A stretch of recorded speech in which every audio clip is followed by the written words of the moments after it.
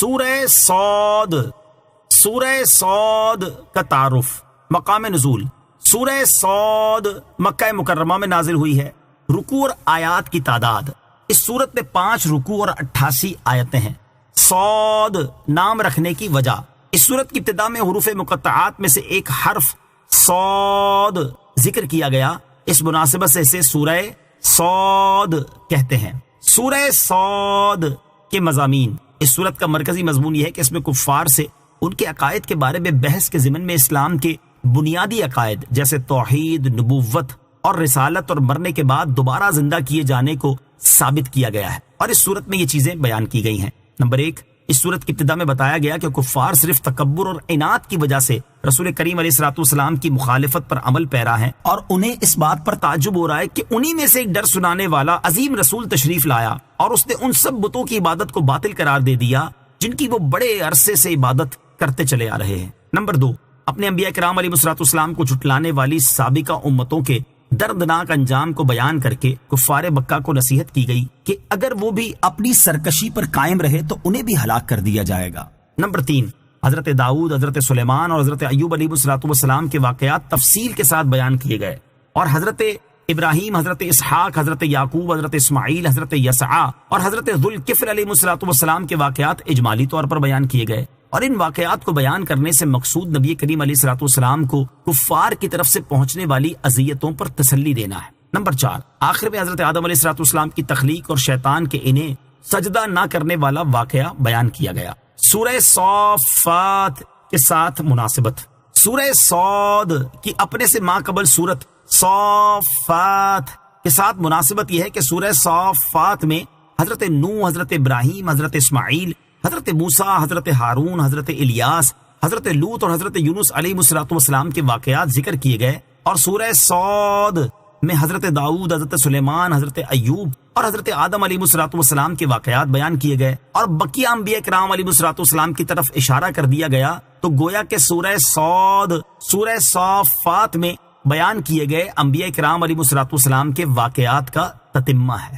بسم اللہ الرحمن الرحیم۔ ترجمہ، اللہ کے نام سے شروع جو نہایت مہربان رحمت والا ہے۔ صاد والقرآن ذی الذکر بل الذین کفروا فی عزت وشقاق۔ ترجمہ، صاد نصیحت والے قرآن کی قسم، بلکہ کافر تکبر اور مخالفت میں پڑے ہوئے ہیں۔ صاد یہ حروف مقطعات میں سے ایک حرف ہے، اس کی مراد اللہ تعالیٰ ہی بہتر جانتا ہے۔ والقرآن ذی الذکر، اس نامور قرآن کی قسم۔ اس آیت میں مذکور لفظ الذکر کا ایک معنی ہے عظمت، ناموری، اور دوسرا معنی ہے نصیحت۔ پہلے معنی کے اعتبار سے اس آیت اور اس کے بعد والی آیت کی تفسیر یہ ہے کہ نامور قرآن جو شرف والا اور اپنی مثل کلام لانے سے عاجز کر دینے والا ہے، اس قرآن کی قسم کافر اس کا یقین کرنے اور حق کا اعتراف کرنے سے تکبر کرتے ہیں، اور وہ اللہ تعالیٰ اور اس کے رسول صلی اللہ تعالیٰ علیہ وسلم کی مخالفت کرنے میں مصروف ہیں۔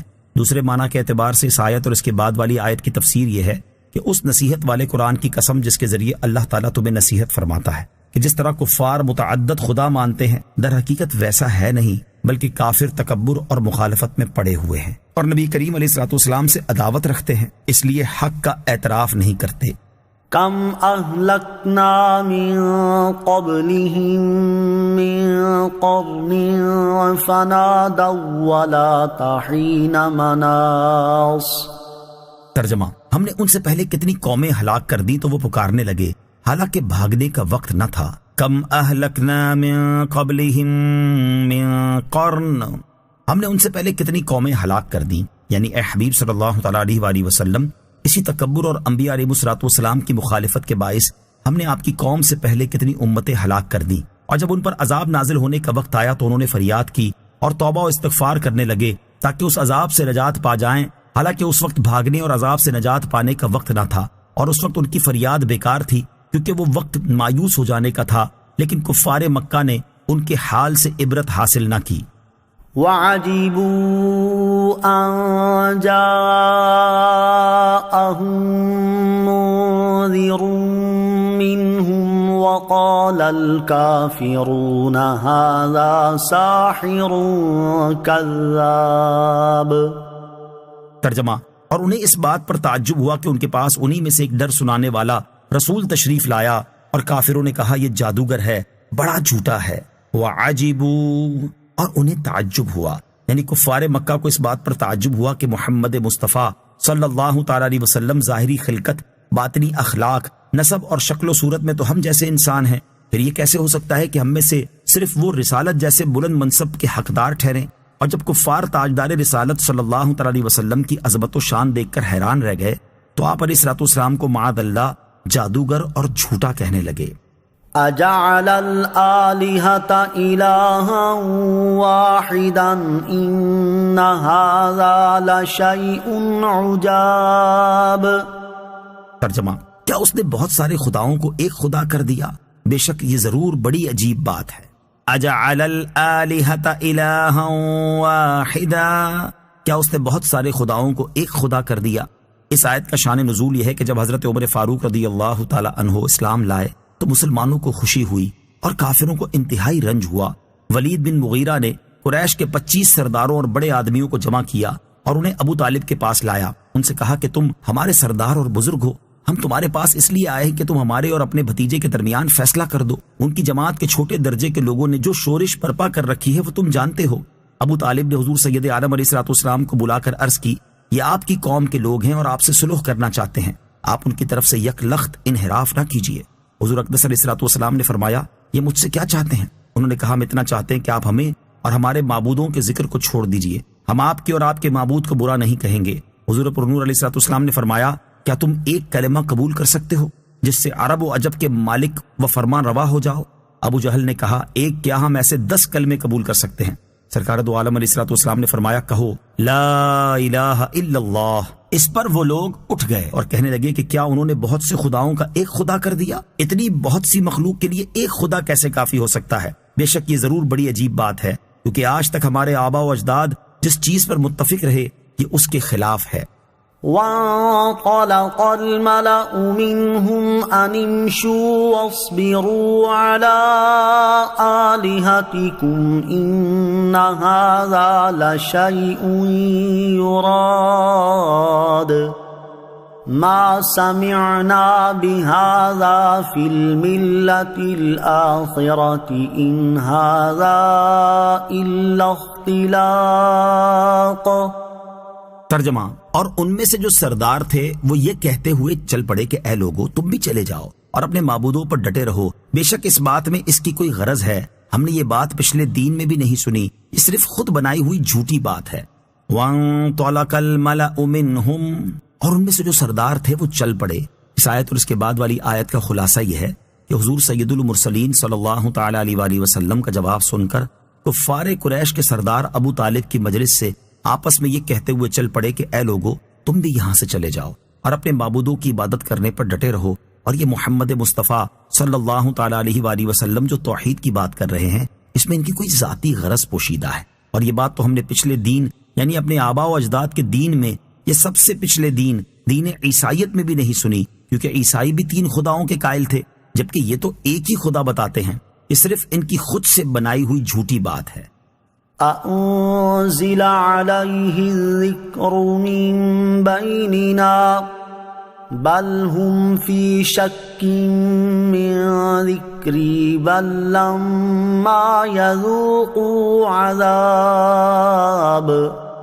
ترجمہ، کیا ہمارے درمیان ان پر قرآن اتارا گیا بلکہ وہ میری کتاب کے بارے میں شک میں ہیں، بلکہ ابھی انہوں نے میرا عذاب نہیں چکھا۔ أأنزل عليه الذكر من بيننا، کیا ہمارے درمیان ان پر قرآن اتارا گیا؟ اہل مکہ نے تاجدار رسالت صلی اللہ تعالی علیہ وسلم کے منصب نبوت پر حسد کرتے ہوئے کہا کہ ہم میں شرف و عزت والے آدمی موجود تھے، ان میں سے تو کسی پر قرآن نہیں اترا، خاص حضرت محمد مصطفیٰ صلی اللہ تعالی علیہ وآلہ وسلم پر ہی کیوں اترا، حالانکہ وہ ہم سے بڑے اور ہم سے زیادہ عزت والے نہیں۔ کفار کی اس بات کا جواب دیتے ہوئے فرمایا گیا کہ ان کا یہ کہنا اس وجہ سے نہیں کہ اگر رسول ان کا کوئی شرف و عزت والا آدمی ہوتا تو یہ اس کی پیروی کر لیتے، بلکہ اصل بات یہ ہے کہ وہ لوگ میری کتاب کے بارے میں شک میں ہیں، کیونکہ وہ اسے لانے والے حضرت محمد مصطفیٰ صلی اللہ تعالی علیہ وآلہ وسلم کی تکذیب کرتے ہیں، اور یہ تکذیب بھی اس وجہ سے نہیں کہ ان کے پاس کوئی دلیل ہے، بلکہ اس کی اصل وجہ یہ ہے کہ ابھی تک انہوں نے میرا عذاب نہیں چکھا۔ اگر میرا عذاب چکھ لیتے تو یہ شک، تکذیب اور حسد کچھ باقی نہ رہتا، اور وہ نبی اکرم علیہ الصلوۃ والسلام کی تصدیق کرتے، لیکن اس وقت کی تصدیق ان کے لیے مفید نہ ہوتی۔ نبی اکرم صلی اللہ تعالی علیہ وسلم کی اطاعت سے دوری کی بنیادی وجہ اس آیت سے معلوم ہوا کہ کفار مکہ کے تاجدار رسالت صلی اللہ تعالی علیہ وسلم کی اطاعت اور فرما برداری نہ کرنے کی ایک وجہ دنیاوی عزت، وجاہت، شرافت اور مال و دولت کی وسعت تھی، اور فی زمانہ بعض مسلمانوں کے اندر بھی اللہ تعالیٰ اور اس کے رسول علیہ الصلوۃ والسلام کی اطاعت و فرما برداری سے دوری کی بنیادی وجہ مالی وسعت اور دنیاوی عیش و عشرت کے سامان کی کثرت نظر آتی ہے۔ اللہ تعالیٰ انہیں قبر و آخرت کے عذاب سے ڈرنے اور اپنی اطاعت و عبادت کی توفیق عطا فرمائے، آمین۔ ام عندهم خزائن رحمت ربک العزیز الوہاب۔ ترجمہ، کیا ان کے پاس تمہارے عزت والے، بہت عطا فرمانے والے رب کی رحمت کے خزانے ہیں؟ ام عندهم خزائن رحمت ربک، کیا وہ تمہارے رب کی رحمت کے خزانچی ہیں؟ یعنی اے حبیب علیہ الصلوۃ والسلام، جو کفار آپ کی نبوت پر اعتراض کر رہے ہیں، کیا وہ آپ کے رب کی رحمت کے خزانچی ہیں؟ اور کیا نبوت کی کنجیاں ان کے ہاتھ میں ہیں کہ جسے چاہیں دیں اور جسے چاہیں نہ دیں؟ اور وہ اپنے آپ کو سمجھتے کیا ہیں؟ اللہ تعالیٰ اور اس کی مالکیت کو نہیں جانتے؟ اور وہ عزت والا، بہت عطا فرمانے والا ہے۔ وہ اپنی حکمت کے تقاضے کے مطابق جسے جو چاہے عطا فرمائے، اور اس نے اپنے حبیب محمد مصطفیٰ صلی اللہ تعالی علیہ وسلم کو نبوت عطا فرمائی، تو کسی کو اس میں دخل دینے اور چوں چرا کرنے کی کیا مجال ہے؟ اب کسی کو نبوت نہیں مل سکتی۔ اس آیت سے معلوم ہوا کہ نبوت اللہ تعالیٰ کا خاص عطیہ ہے، وہ اپنے بندوں میں سے جسے چاہے اس سعادت سے مشرف فرما دے۔ لیکن یہ یاد رہے کہ تاجدار رسالت صلی اللہ تعالیٰ علیہ وسلم کی تشریف آوری کے بعد اب کسی کو نبوت نہیں مل سکتی، کیونکہ اللہ تعالیٰ نے آپ علیہ الصلوۃ والسلام پر نبوت کا سلسلہ ختم فرما دیا ہے، جیسا کہ ارشاد باری تعالیٰ ہے، ما كان محمد ابا احد من رجالكم ولكن رسول الله وخاتم النبيين وكان الله بكل شيء عليما۔ ترجمہ، محمد تمہارے مردوں میں کسی کے باپ نہیں ہے، لیکن اللہ کے رسول ہیں اور سب نبیوں کے آخر میں تشریف لانے والے ہیں، اور اللہ سب کچھ جاننے والا ہے۔ اور حضرت ثوبان رضی اللہ تعالیٰ عنہ سے روایت ہے، سید المرسلین صلی اللہ تعالی علیہ وسلم نے ارشاد فرمایا، ان قریب میری امت میں 30 کذاب ہوں گے، ان میں سے ہر ایک کا یہ دعویٰ ہوگا کہ وہ نبی ہے، حالانکہ میں سب سے آخری نبی ہوں اور میرے بعد کوئی نبی نہیں ہے۔ نوٹ: ختم نبوت سے متعلق مزید معلومات حاصل کرنے کے لیے سورہ احزاب کی آیت نمبر 40 کی تفسیر ملاحظہ فرمائیں۔ ام لهم ملک السماوات والارض وما بینہما فلیرتقوا فی الاسباب۔ ترجمہ، یا کیا ان کے لیے آسمانوں اور زمین اور جو کچھ ان کے درمیان ہے سب کی سلطنت ہے؟ پھر تو انہیں چاہیے کہ رسیوں کے ذریعے چڑھ جائیں۔ ام لهم ملک السماوات والارض وما بینہما، یا کیا ان کے لیے آسمانوں اور زمین اور جو کچھ ان کے درمیان ہے سب کی سلطنت ہے؟ یعنی جو مشرکین تکبر اور مخالفت میں پڑے ہوئے ہیں، کیا ان کے لیے آسمانوں اور زمین اور جو کچھ ان کے درمیان ہے سب کی سلطنت ہے؟ اگر ایسا ہے تو اس صورت میں انہیں چاہیے کہ رسیوں کے ذریعے آسمانوں میں چڑھ جائیں، اور ایسا اختیار ان کے پاس ہو تو جسے چاہیں وحی کے ساتھ خاص کریں اور کائنات کا انتظام اپنے ہاتھ میں لے لیں۔ اور جب یہ کچھ نہیں ہے تو اللہ تعالیٰ کے کاموں اور اس کے انتظامات میں دخل کیوں دیتے ہیں، اور انہیں ایسی بے سروپا باتیں کرنے کا کیا حق ہے؟ جند ما هنالك مهزوم من الاحزاب۔ ترجمہ، یہ لشکروں میں سے ایک ذلیل لشکر ہے جسے یہاں شکست دے دی جائے گی۔ جندن، یہ ایک ذلیل لشکر ہے۔ کفار کو جواب دینے کے بعد اللہ تعالیٰ نے اپنے حبیب محمد مصطفیٰ صلی اللہ تعالی علیہ وسلم کو تسلی دیتے ہوئے ان سے مدد و نصرت کا وعدہ فرمایا کہ اے پیارے حبیب علیہ الصلوۃ والسلام، ان کفار قریش کی جماعت انہی لشکروں میں سے ایک ہے جو آپ سے پہلے انبیاء کرام علیہ الصلوۃ والسلام کے مقابلے میں گروہ بن کر آیا کرتے تھے اور ان پر زیادتیاں کیا کرتے تھے، اسی وجہ سے وہ ہلاک کر دیے گئے، اور یہی حال کفار قریش کا ہے، انہیں بھی شکست ہوگی۔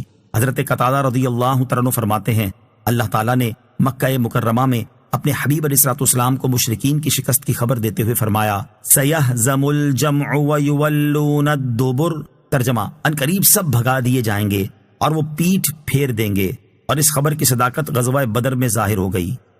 كذبت قبلهم قوم نوح وعاد وفرعون ذو الأوتاد وثمود وقوم لوط وأصحاب الأيكة أولئك الأحزاب إن كل إلا كذب الرسل فحق عقاب۔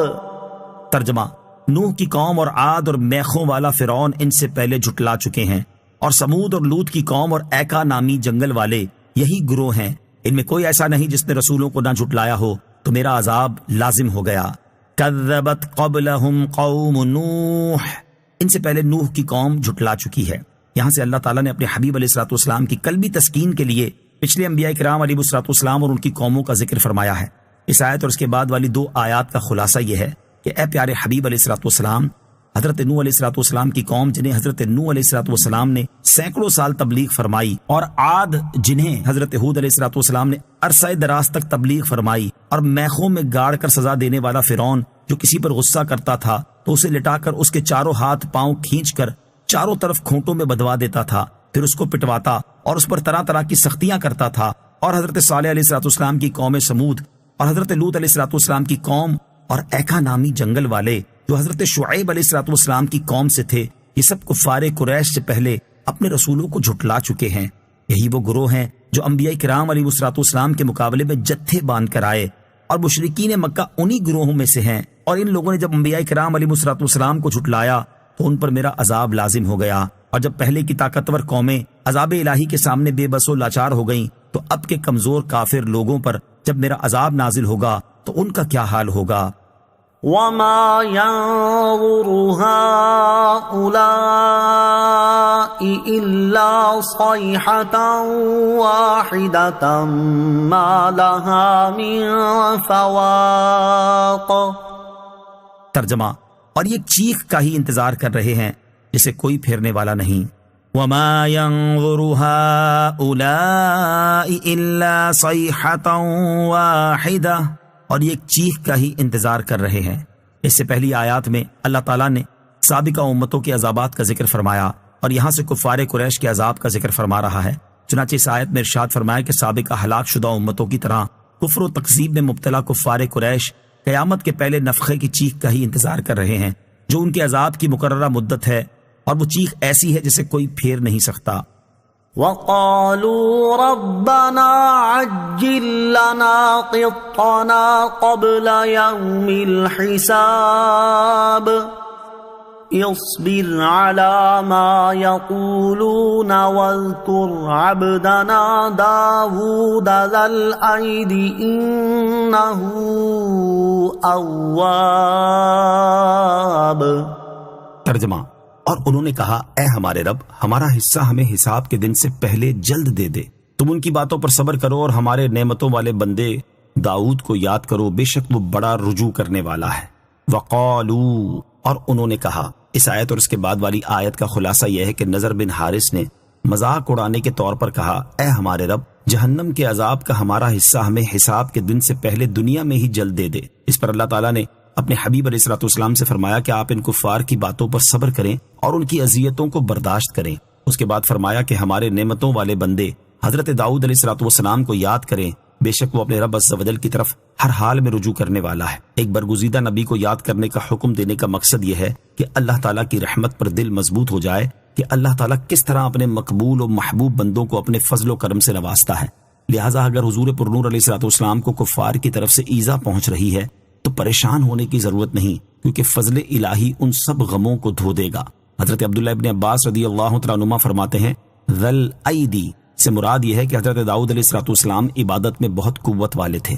حضرت داؤد علیہ الصلوۃ والسلام کی عبادت کا حال، حضرت داؤد علیہ الصلوۃ والسلام کی عبادت کے بارے میں حضرت عبداللہ بن عمر رضی اللہ تعالیٰ عنہما سے مروی ہے۔ حضور پرنور صلی اللہ تعالیٰ علیہ وآلہ وسلم نے ارشاد فرمایا اللہ تعالیٰ کو حضرت داؤد علیہ الصلوۃ والسلام کے نفلی روزے سب روزوں سے پسند ہیں۔ ان کا طریقہ یہ تھا کہ وہ ایک دن روزہ رکھتے اور ایک دن چھوڑ دیتے تھے۔ اللہ تعالیٰ کو حضرت داؤد علیہ الصلوۃ والسلام کی نفل نماز سب نمازوں سے پسند ہے۔ وہ آدھی رات تک سوتے، تہائی رات عبادت کرتے، پھر باقی چھٹا حصہ سوتے تھے۔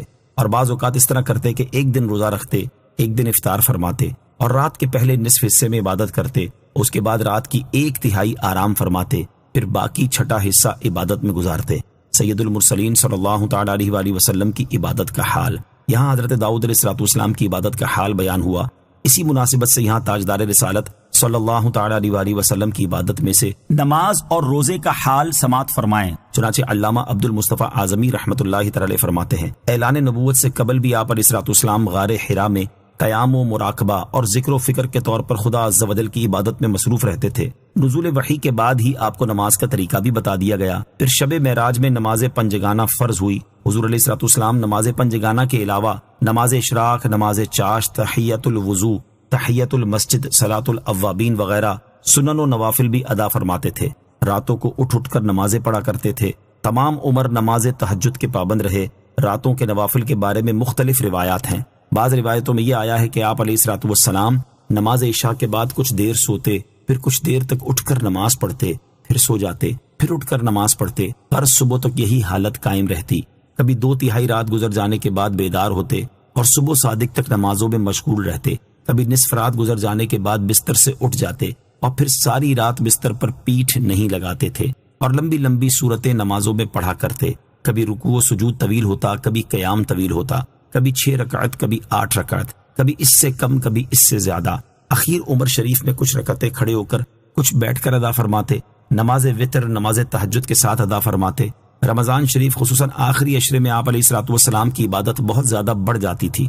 آپ ساری رات بیدار رہتے اور اپنی ازواج مطہرات رضی اللہ تعالی عنہن سے بے تعلق ہو جاتے تھے اور گھر والوں کو نمازوں کے لیے جگایا کرتے تھے اور عموماً اعتکاف فرماتے تھے۔ نمازوں کے ساتھ ساتھ کبھی کھڑے ہو کر، کبھی بیٹھ کر، کبھی سر بسجود ہو کر نہایت آہوزاری اور گریا و بکا کے ساتھ گڑ گڑا کر راتوں میں دعائیں بھی مانگا کرتے۔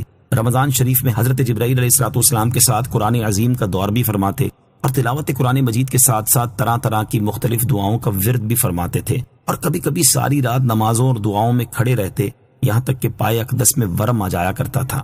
رمضان شریف کے روزوں کے علاوہ شعبان میں بھی قریب مہینہ بھر آپ علیہ السلام روزہ دار ہی رہتے تھے۔ سال کے باقی مہینوں میں بھی یہی کیفیت رہتی تھی کہ اگر روزہ رکھنا شروع فرما دیتے تو معلوم ہوتا تھا کہ اب کبھی روزہ نہیں چھوڑیں گے، پھر ترک فرما دیتے تو معلوم ہوتا تھا کہ اب کبھی روزہ نہیں رکھیں گے۔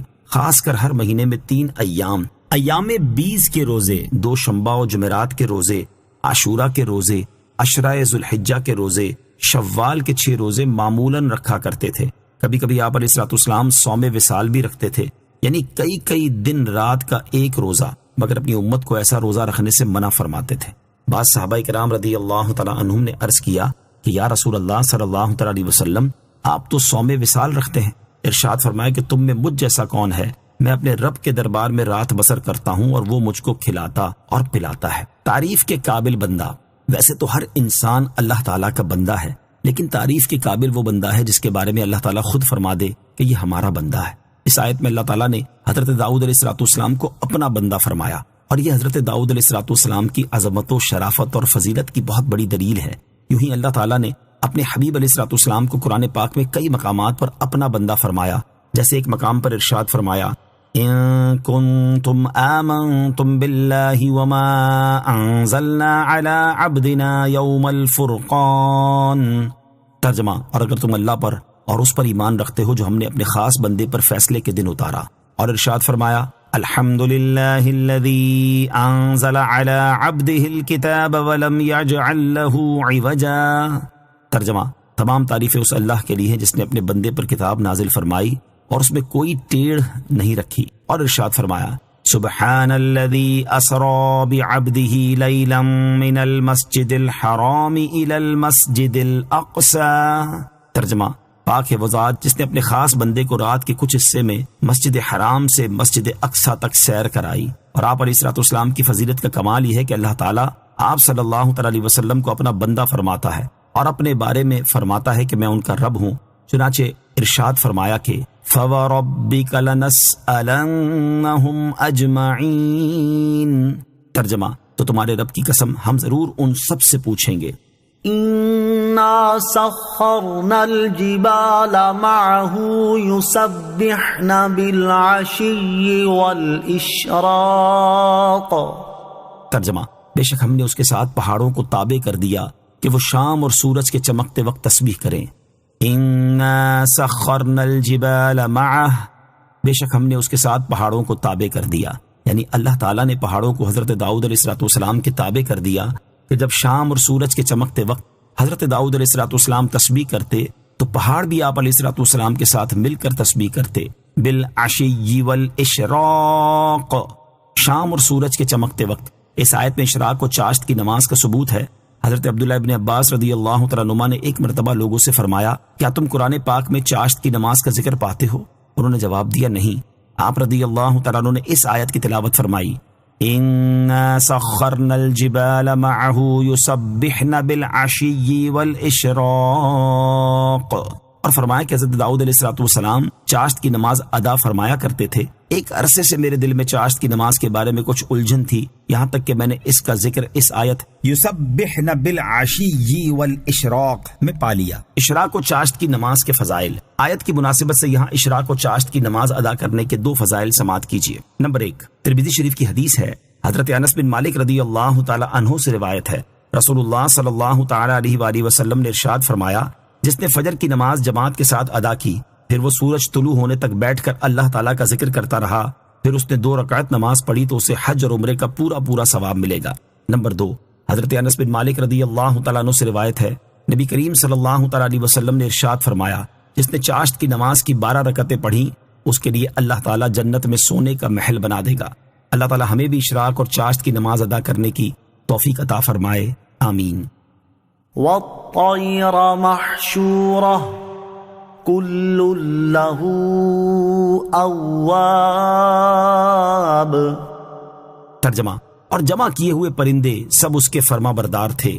والطير محشورة، اور جمع کیے ہوئے پرندے یعنی ہر جانب سے جمع کیے ہوئے پرندے حضرت داؤد علیہ السلام کے تابع کر دیے.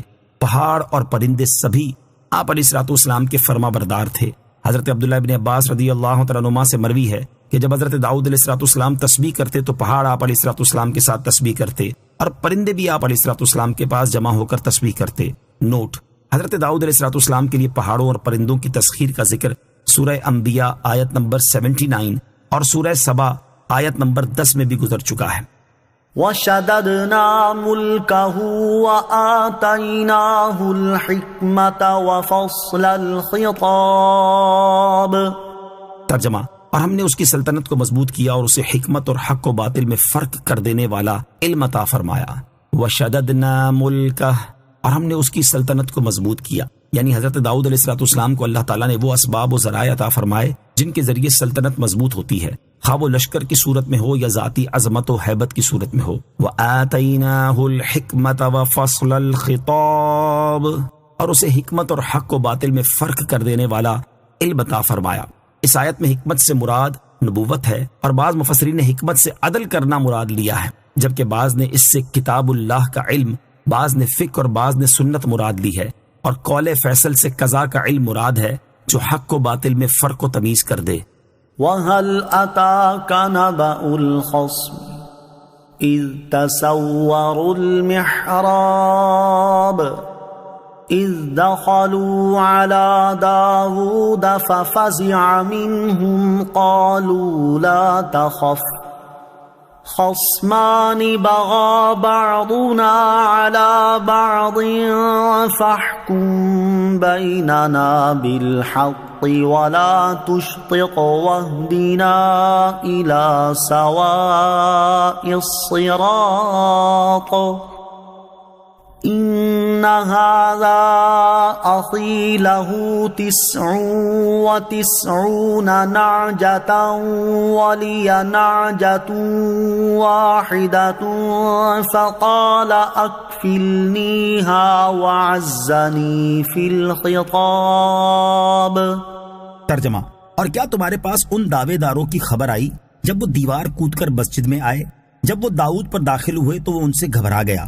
انہوں نے عرض کی، ڈریے نہیں، ہم 2 فریق ہیں، ہم میں سے ایک نے دوسرے پر زیادتی کی ہے، تو ہم میں حق کے ساتھ فیصلہ فرما دیجئے اور حق کے خلاف نہ کیجئے گا اور ہمیں سیدھی راہ بتا دیں. بے شک یہ میرا بھائی ہے، اس کے پاس 99 دمبیاں ہیں اور میرے پاس 1 دمبی ہے. اب یہ کہتا ہے کہ وہ بھی میرے حوالے کر دو، اور اس نے اس بات میں مجھ پر زور ڈالا ہے. وَهَلْ أَتَاكَ نَبَأُ الْخَصْمِ، اور کیا تمہارے پاس ان دعوے داروں کی خبر آئی؟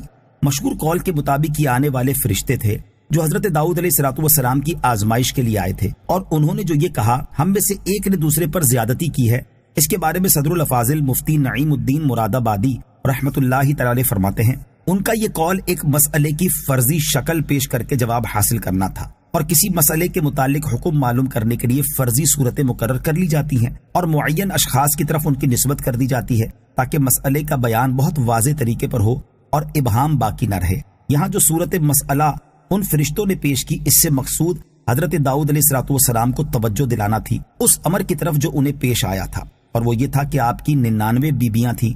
اس کے بعد آپ نے ایک اور عورت کو پیام دے دیا جس کو ایک مسلمان پہلے سے پیام دے چکا تھا، لیکن آپ کا پیام پہنچنے کے بعد عورت کے اعزاء و اقارب دوسرے کی طرف التفات کرنے والے کب تھے؟ آپ کے لیے راضی ہو گئے اور آپ سے نکاح ہو گیا۔ ایک قول یہ بھی ہے کہ اس مسلمان کے ساتھ نکاح ہو چکا تھا، آپ نے اس مسلمان سے اپنی رغبت کا اظہار کیا اور چاہا کہ وہ اپنی عورت کو طلاق دے دے، وہ آپ کے لحاظ سے منع نہ کر سکا اور اس نے طلاق دے دی، آپ کا نکاح ہو گیا۔ اور اس زمانے میں ایسا معمول تھا کہ اگر کسی شخص کو کسی کی عورت کی طرف رغبت ہوتی تو اس سے استدعا کر کے طلاق دلوا لیتا اور بعد عدت نکاح کر لیتا۔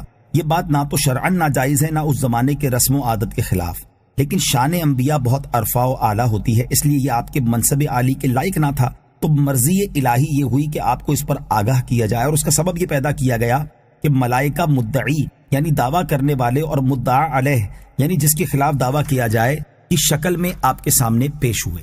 بزرگوں سے خلاف شان واقع ہونے والے کام کی اصلاح کا طریقہ، اس سے معلوم ہوا کہ اگر بزرگوں سے کوئی لغزش صادر ہو اور کوئی امر خلاف شان واقع ہو جائے تو ادب یہ ہے کہ معترضانہ زبان نہ کھولی جائے، بلکہ اس واقعے کی مثل ایک واقعہ متصور کر کے اس کی نسبت سائلانہ و مستفیانہ و مستفیدانہ سوال کیا جائے اور ان کی عظمت و احترام کا لحاظ رکھا جائے۔ اور یہ بھی معلوم ہوا کہ اللہ عز و جل مالک و مولا اپنے انبیاء کی ایسی عزت فرماتا ہے کہ ان کو کسی بات پر آگاہ کرنے کے لیے ملائکہ کو اس طریقے آداب کے ساتھ حاضر ہونے کا حکم دیتا ہے۔ نوٹ: اس آیت کی تفسیر میں جو بیان ہوا یہی حقیقت حال ہے، بقیہ جو اسرائیلی و یہودی روایات میں اس بارے میں بکواسات مروی ہیں وہ سب جھوٹ اور افتراء ہیں۔ طبی خوف نبوت کے منافی نہیں۔ یاد رہے کہ دیوار کود کر آنے والوں کو دیکھ کر حضرت داؤد علیہ السلام کا گھبرانا فطری اور طبعی تھا، کیونکہ کسی شخص کا عادت کے برخلاف بے وقت اور بہرا توڑ کر اس طرح آنا عام طور پر بری نیت سے ہی ہوتا ہے، اور جو خوف اور گھبراہٹ طبعی ہو وہ نبوت کے منافی نہیں ہوتی۔ گفتگو کے آداب کی خلاف ورزی ہونے پر کیا کرنا چاہیے؟ دیوار کود کر آنے والوں نے آتے ہی اپنی بات شروع کر دی اور حضرت داؤد علیہ السلام خاموشی کے ساتھ ان کی بات سنتے رہے۔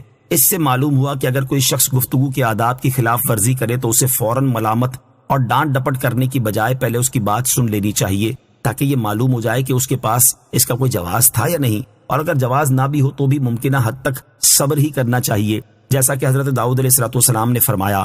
رسول کریم علیہ السلام آداب گفتگو کی خلاف ورزی ہونے پر درگزر کرتے اور صبر فرمایا کرتے تھے، اور اس سلسلے میں حضرت زید بن ثانہ رضی اللہ تعالیٰ عنہ کا واقعہ مشہور ہے کہ انہوں نے اسلام قبول کرنے سے پہلے ایک مرتبہ انتہائی سخت انداز میں حضور اقدس صلی اللہ تعالی وسلم سے کلام کیا، لیکن حضور پر نور علیہ السلام نے نہ صرف خود حلم، صبر اور عفو و درگزر کا مظاہرہ فرمایا بلکہ صحابہ کرام رضی اللہ تعالیٰ عنہ کو بھی ان کے ساتھ نرمی کرنے کا حکم ارشاد فرمایا۔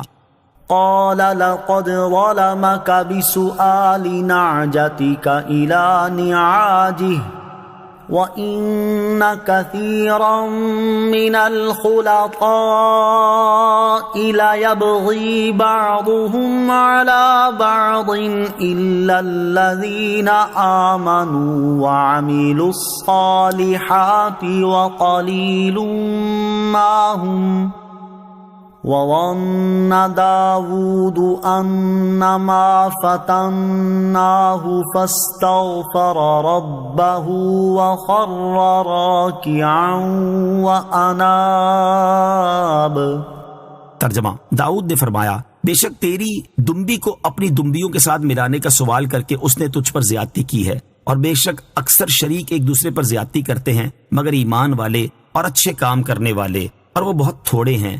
اور داؤد سمجھ گئے کہ ہم نے تو صرف اسے آزمایا تھا، تو اس نے اپنے رب سے معافی مانگی اور سجدے میں گر پڑا اور رجوع کیا۔ قال، داؤد نے فرمایا۔ حضرت داؤد علیہ السلام نے دعویٰ سن کر دوسرے فریق سے پوچھا تو اس نے اعتراف کر لیا۔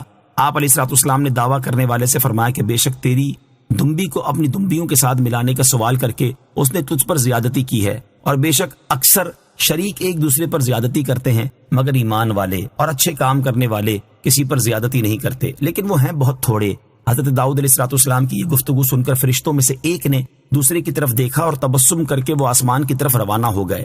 اب حضرت داؤد علیہ السلام سمجھ گئے کہ اللہ تعالیٰ نے تو صرف انہیں آزمایا تھا، اور دمبی ایک کنایا تھا جس سے مراد عورت تھی، کیونکہ 99 عورتیں آپ علیہ السلام کے پاس ہوتے ہوئے ایک اور عورت کی آپ علیہ السلام نے خواہش کی تھی، اس لیے دمبی کے پیرائے میں سوال کیا گیا۔ جب آپ نے یہ سمجھا تو اپنے رب عز و جل سے معافی مانگی اور سجدے میں گر پڑے اور اللہ تعالیٰ کی طرف رجوع کیا۔ نوٹ: یاد رہے کہ یہ آیت ان آیات میں سے ہے جن کے پڑھنے اور سننے والوں پر سجدہ تلاوت کرنا واجب ہو جاتا ہے۔ واضح رہے کہ ریکارڈڈ آیت سجدہ سننے سے سجدہ واجب نہیں ہوتا ہے۔ یہاں ایک مسئلہ یاد رہے کہ اس آیت سے ثابت ہوتا ہے کہ نماز میں رکوع کرنا سجدہ تلاوت کے قائم مقام ہو جاتا ہے، جبکہ رکوع میں اس کی نیت کی جائے۔ اصلاح کرنے کا ایک طریقہ، اللہ تعالیٰ نے اس معاملے میں وحی کے ذریعے اپنے پیارے نبی حضرت داؤد علیہ السلام کی تربیت فرمانے کی بجائے جو خاص طریقہ اختیار فرمایا اس میں نیکی کی دعوت دینے اور برائی سے منع کرنے والے کے لیے بھی ہدایت کا سامان موجود ہے کہ جب وہ کسی کی اصلاح کرنے لگے تو اس وقت حکمت سے کام لے اور موقع کی مناسبت سے ایسا طریقہ اختیار کرے جس سے سامنے والا اپنی غلطی خود ہی محسوس کر لے، اسے زبانی تنبیہ کرنے کی ضرورت پیش نہ آئے، اور اس کے لیے مثال بیان کرنے کا طریقہ اور کنایے سے کام لینا بہت مؤثر ہوتا ہے۔ اس میں کسی کی دل آزاری بھی نہیں ہوتی اور اصل مقصود بھی حاصل ہو جاتا ہے۔ فغفرنا له ذلك وَإِنَّ لَهُ عِندَنَا لَزُلْفَى وَحُسْنَ مَآبٍ۔ ترجمہ: تو ہم نے اسے یہ معاف فرما دیا اور بے شک اس کے لیے ہماری بارگاہ میں ضرور قرب اور اچھا ٹھکانہ ہے۔ فَغَفَرْنَا لَهُ ذَلِكَ، تو ہم نے اسے یہ معاف فرما دیا۔ یاد رہے کہ اللہ تعالیٰ کی بارگاہ میں انبیاء کرام علیہ السلام کا مقام و مرتبہ دیگر لوگوں کے مقابلے میں انتہائی بلند ہے۔ اسی وجہ سے بہت سے وہ کام ہیں جو دوسرے لوگوں کے لیے تو روا ہوتے ہیں، لیکن انبیاء کرام علیہ السلام کی شان اور ان کے مقام و مرتبے کے لائق نہیں ہوتے۔ اسی لیے جب ان سے کوئی خلاف شان کام واقع ہوتا ہے تو اللہ تعالیٰ اپنی بارگاہ کے ان مقبول بندوں کی تربیت فرما دیتا ہے، اور یہ بھی اللہ تعالیٰ کی بارگاہ میں انتہا درجے کی عاجزی و انکساری کرتے ہیں، اور یہ اللہ تعالیٰ اور اس کے مقبول بندوں کا معاملہ ہے، وہ جیسے چاہے اپنے مقبول بندوں کی تربیت فرمائے، اور یہ جیسے چاہیں اللہ تعالیٰ کی بارگاہ میں عاجزی و انکساری کا اظہار کریں۔ عام لوگوں کو یہ حق حاصل نہیں ہے کہ وہ ان کے خلاف شان کاموں اور ان پر کیے گئے عجز و انکسار کو بنیاد بنا کر ان کے خلاف زبانیں تان دراز کریں اور ان کی عصمت پر اعتراضات کرنا شروع کر دیں۔ یہ ایمان کے لیے زہر قاتل سے بھی زیادہ خطرناک ہے، اس سے تمام مسلمانوں کو بچنا چاہیے۔ یا داود انا جعلناک خلیفۃ فی الارض فاحکم بین الناس بالحق ولا تتبع الهوى فيضلك عن سبيل الله ان الذين يضلون عن سبيل الله لهم عذاب شديد بما نسوا يوم الحساب۔ ترجمہ: اے داؤد، بے شک ہم نے تجھے زمین میں اپنا نائب کیا تو لوگوں میں حق کے مطابق فیصلہ کر اور نفس کی خواہش کے پیچھے نہ چلنا، ورنہ وہ تجھے اللہ کی راہ سے بہکا دے گی۔ بے شک وہ جو اللہ کی راہ سے بہکتے ہیں ان کے لیے سخت عذاب ہے، اس بنا پر کہ انہوں نے حساب کے دن کو بھلا دیا ہے۔ یا داؤد انا جعلناک خلیفۃ فی الارض، اے داؤد بے شک ہم نے تجھے زمین میں اپنا نائب کیا۔ حضرت داؤد علیہ السلام کا واقعہ بیان کرنے کے بعد اس آیت میں ان کی زمینی خلافت کا ذکر فرمایا گیا۔ چنانچہ ارشاد فرمایا کہ اے داؤد بے شک ہم نے تجھے زمین میں اپنا نائب مقرر کیا اور مخلوق کے کاموں کا انتظام کرنے پر آپ کو مامور کیا، اور آپ کا حکم ان میں نافذ فرمایا تو لوگوں میں حق کے مطابق فیصلہ کرو اور نفس کی خواہش کے پیچھے نہ جانا، ورنہ وہ تجھے اللہ تعالیٰ کی راہ سے بہکا دے گی۔ بے شک وہ جو اللہ تعالیٰ کی راہ سے بہکتے ہیں ان کے لیے اس بنا پر سخت عذاب ہے کہ انہوں نے حساب کے دن کو بھلا دیا ہے، اور وہ اس وجہ سے ایمان سے محروم رہے۔ اگر انہیں حساب کے دن کا یقین ہوتا تو اس کی تیاری سے اعراض نہ کرتے اور دنیا ہی میں ایمان لے آتے۔ آیت یا داود انا جعلناک خلیفۃ فی الارض سے حاصل ہونے والی معلومات۔ اس آیت سے 3 باتیں معلوم ہوئیں۔ نمبر 1، حکمران اللہ تعالیٰ کے دیے ہوئے احکام کے مطابق ہی چلیں اور اس سے باہر ہرگز نہ جائیں۔ نمبر 2، اسلامی ریاست کا بنیادی کام حق کو قائم کرنا ہے، نیز حکمرانوں پر لازم ہے کہ تنازعات وغیرہ کا حق اور انصاف کے مطابق ہی فیصلہ کریں۔ نمبر 3، حکمران نفسانی خواہشات کی پیروی سے بچیں کہ یہی چیز راہ حق اور عدل و انصاف سے دور کرتی ہے۔ وما خلقنا السماء والأرض وما بينهما باطلا ذلك ظن الذين كفروا فويل للذين كفروا من النار۔ ترجمہ، اور ہم نے آسمان اور زمین اور جو کچھ ان کے درمیان ہے بیکار پیدا نہیں کیا۔ یہ بیکار پیدا کرنے کا خیال کافروں کا گمان ہے تو کافروں کے لیے آگ سے خرابی ہے۔ وما خلقنا السماء والارض وما بينهما باطلا، اور ہم نے آسمان اور زمین اور جو کچھ ان کے درمیان ہے بیکار پیدا نہیں کیا۔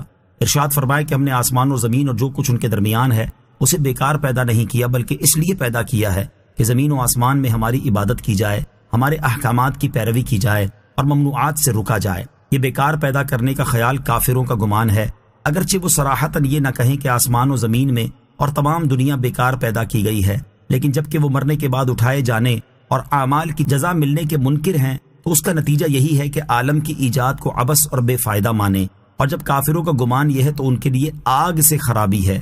اس آیت سے معلوم ہوا کہ اگر کوئی شخص صراحتاً کوئی بات نہ کہے لیکن اس کی کسی بات کا لازمی نتیجہ جو نکلتا ہو وہ اس کی طرف منسوب کیا جا سکتا ہے، اور اس پر اصل بات کہنے کا ہی حکم لگایا جائے گا۔ جیسے بہت سے لوگ ختم نبوت کے قائل ہونے کا نام لیتے ہیں لیکن باتیں ایسی کرتے ہیں جس کا لازمی نتیجہ انکار ختم نبوت ہے، تو انہیں منکرین ختم نبوت ہی کہا جائے گا۔ ام نجعل الذین آمنوا وعملوا الصالحات کالمفسدین فی الارض ام نجعل المتقین کالفجار۔ ترجمہ، کیا ہم ایمان لانے والوں اور اچھے اعمال کرنے والوں کو زمین میں فساد پھیلانے والوں کی طرح کر دیں گے، یا ہم پرہیزگاروں کو نافرمانوں جیسا کر دیں گے؟ ام نجعل الذین آمنوا وعملوا الصالحات کالمفسدین فی الارض، کیا ہم ایمان لانے والوں اور اچھے اعمال کرنے والوں کو زمین میں فساد پھیلانے والوں کی طرح کر دیں گے؟ ارشاد فرمایا کہ کیا ہم ایمان لانے والوں اور اچھے اعمال کرنے والوں کو زمین میں کفر اور گناہوں کے ذریعے فساد پھیلانے والوں کی طرح کر دیں گے، یا ہم پرہیزگاروں کو نافرمانوں جیسا کر دیں گے؟ ہم ہرگز ایسا نہیں کریں گے، کیونکہ یہ بات حکمت کے بالکل خلاف ہے۔ جبکہ جو شخص جزا کا قائل نہیں وہ ضرور فساد کرنے اور اصلاح کرنے والے کو فاسق و فاجر اور متقی پرہیزگار کو برابر قرار دے گا اور ان میں کوئی فرق نہ کرے گا۔ کفار اس جہالت میں گرفتار ہیں۔ اس آیت کا شان نزول یہ ہے کہ کفار قریش نے مسلمانوں سے کہا تھا کہ آخرت میں جو نعمتیں تمہیں ملیں گی وہی ہمیں بھی ملیں گی۔ اس پر یہ آیت کریمہ نازل ہوئی اور ارشاد فرمایا گیا کہ نیک و بد، مومن و کافر کو برابر کر دینا حکمت کے تقاضے کے مطابق نہیں۔ کفار کا یہ خیال باطل ہے۔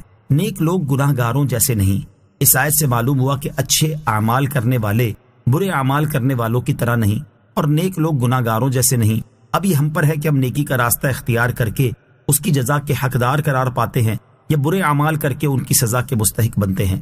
ارشاد باری تعالیٰ ہے، ان احسنتم احسنتم لانفسکم وان اسأتم فلہا۔ ترجمہ، اگر تم بھلائی کرو گے تو تم اپنے لیے ہی بہتر کرو گے، اور اگر تم برا کرو گے تو تمہاری جانوں کے لیے ہی ہوگا۔ اور حضرت ابو ذر رضی اللہ تعالیٰ عنہ سے روایت ہے، حضور اقدس صلی اللہ تعالیٰ علیہ وسلم نے ارشاد فرمایا، جس طرح کانٹے سے انگور حاصل نہیں کیے جا سکتے، اسی طرح فاسق و فاجر لوگ متقی اور پرہیزگار لوگوں کے مرتبے تک نہیں پہنچ سکتے۔ نیکی اور برائی دو راستے ہیں، ان میں سے جس راستے کو اختیار کرو گے اس کے انجام تک پہنچ جاؤ گے۔